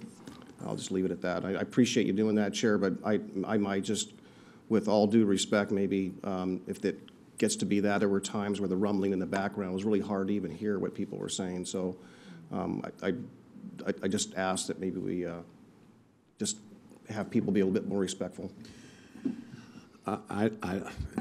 Paul, as always, I appreciate your criticism to some extent, but the fact of the matter is I thought those people were extremely well behaved. Sometimes some people just don't like what people say, and that's kind of tough to handle. It's just going to be that way. This was nothing compared to a hearing we had on medical marijuana where I had to recess 3 times. And even then there were some rumblings which we tried to keep under control. But I thought the people tonight were very well behaved, and especially when I asked them specifically to stop a certain act. We went to, Paul and I did, Lake Oswego Leadership Breakfast. What an outstanding breakfast. 150 people there, set a record for them, and really outstanding speakers as well. I got a Legacy Health briefing today. That Legacy Health is, as you all know, or some of you know, opening Holiday Park, and specifically it will be a psychiatric emergency room. And boy, is that needed. There's Alameda County down in California that has mirrored this, and the sheriff's been talking to me for some time about it. And it goes back almost to what I was talking about, doesn't it? The severe mental illness out there that causes homelessness, that causes violence, that causes drug addiction, and it's very real. Next week, I'm hanging around in town, so I'll be going to the Clackamas County Business Alliance Strategic Planning Retreat, the walkthrough of the Centerstone Mental Health Crisis and Urgent Walk-in Clinic. There will be an OLCC marijuana community meeting on Monday. If you care to put your 2 cents worth in about recreational marijuana, that'd be a good place to do it. I'm meeting with the president of Northwest Natural because Estacada is desperately in need of natural gas. They have huge acreages for industrial use that are really lacking natural gas to make it turn on and go places. There will be a celebration, although it's a dirge almost, that Cindy Becker is leaving us. Cindy Becker has been an outstanding head of Health, Housing, and Human Services. She's going on to a better job. She assured me of that because she wouldn't leave us but for a better job. I frankly find her irreverence and sassiness refreshing, and she will be missed. But at that party, I'm sure she's going to be at her best. I'm also having lunch with the other 2 chairs of the Tri-County area, Chair Andy Dyke and Deborah Kafori. We do this regularly to talk about where we have commonality and where we might have a difference of opinion. So the decisions we made this week, very briefly, are an NCPRD follow-up master plan. Mr. Schmidt has designed an outreach education, so to speak, on that, and how to really rein in what the NCPRD might have thought we could do, except for we don't have any money. So that's going to be the limiting factor. That was passed by a 3-to-1 vote. We agreed on the Hamlets and villages, and that was reflected here tonight. So that's about all I've got, except for one more thing, which Mary's going to put up on the screen. Is it going to work this time? It is? There it is. Oh, excitement. State of the County 2015. You're invited to a special live State of the County event Tuesday, March 10th at 7 p.m. Ask your commissioners questions and learn more about their priorities for 2015 and beyond. So the plans of 2015, I will be delivering the address, and then anybody can ask any commissioners any questions they would like about that plan. So the on-site parking is a free event, or watch it live stream on our Clackamas County website. There being no further business before the commission this evening, ladies and gentlemen, have a great evening, and this meeting is adjourned.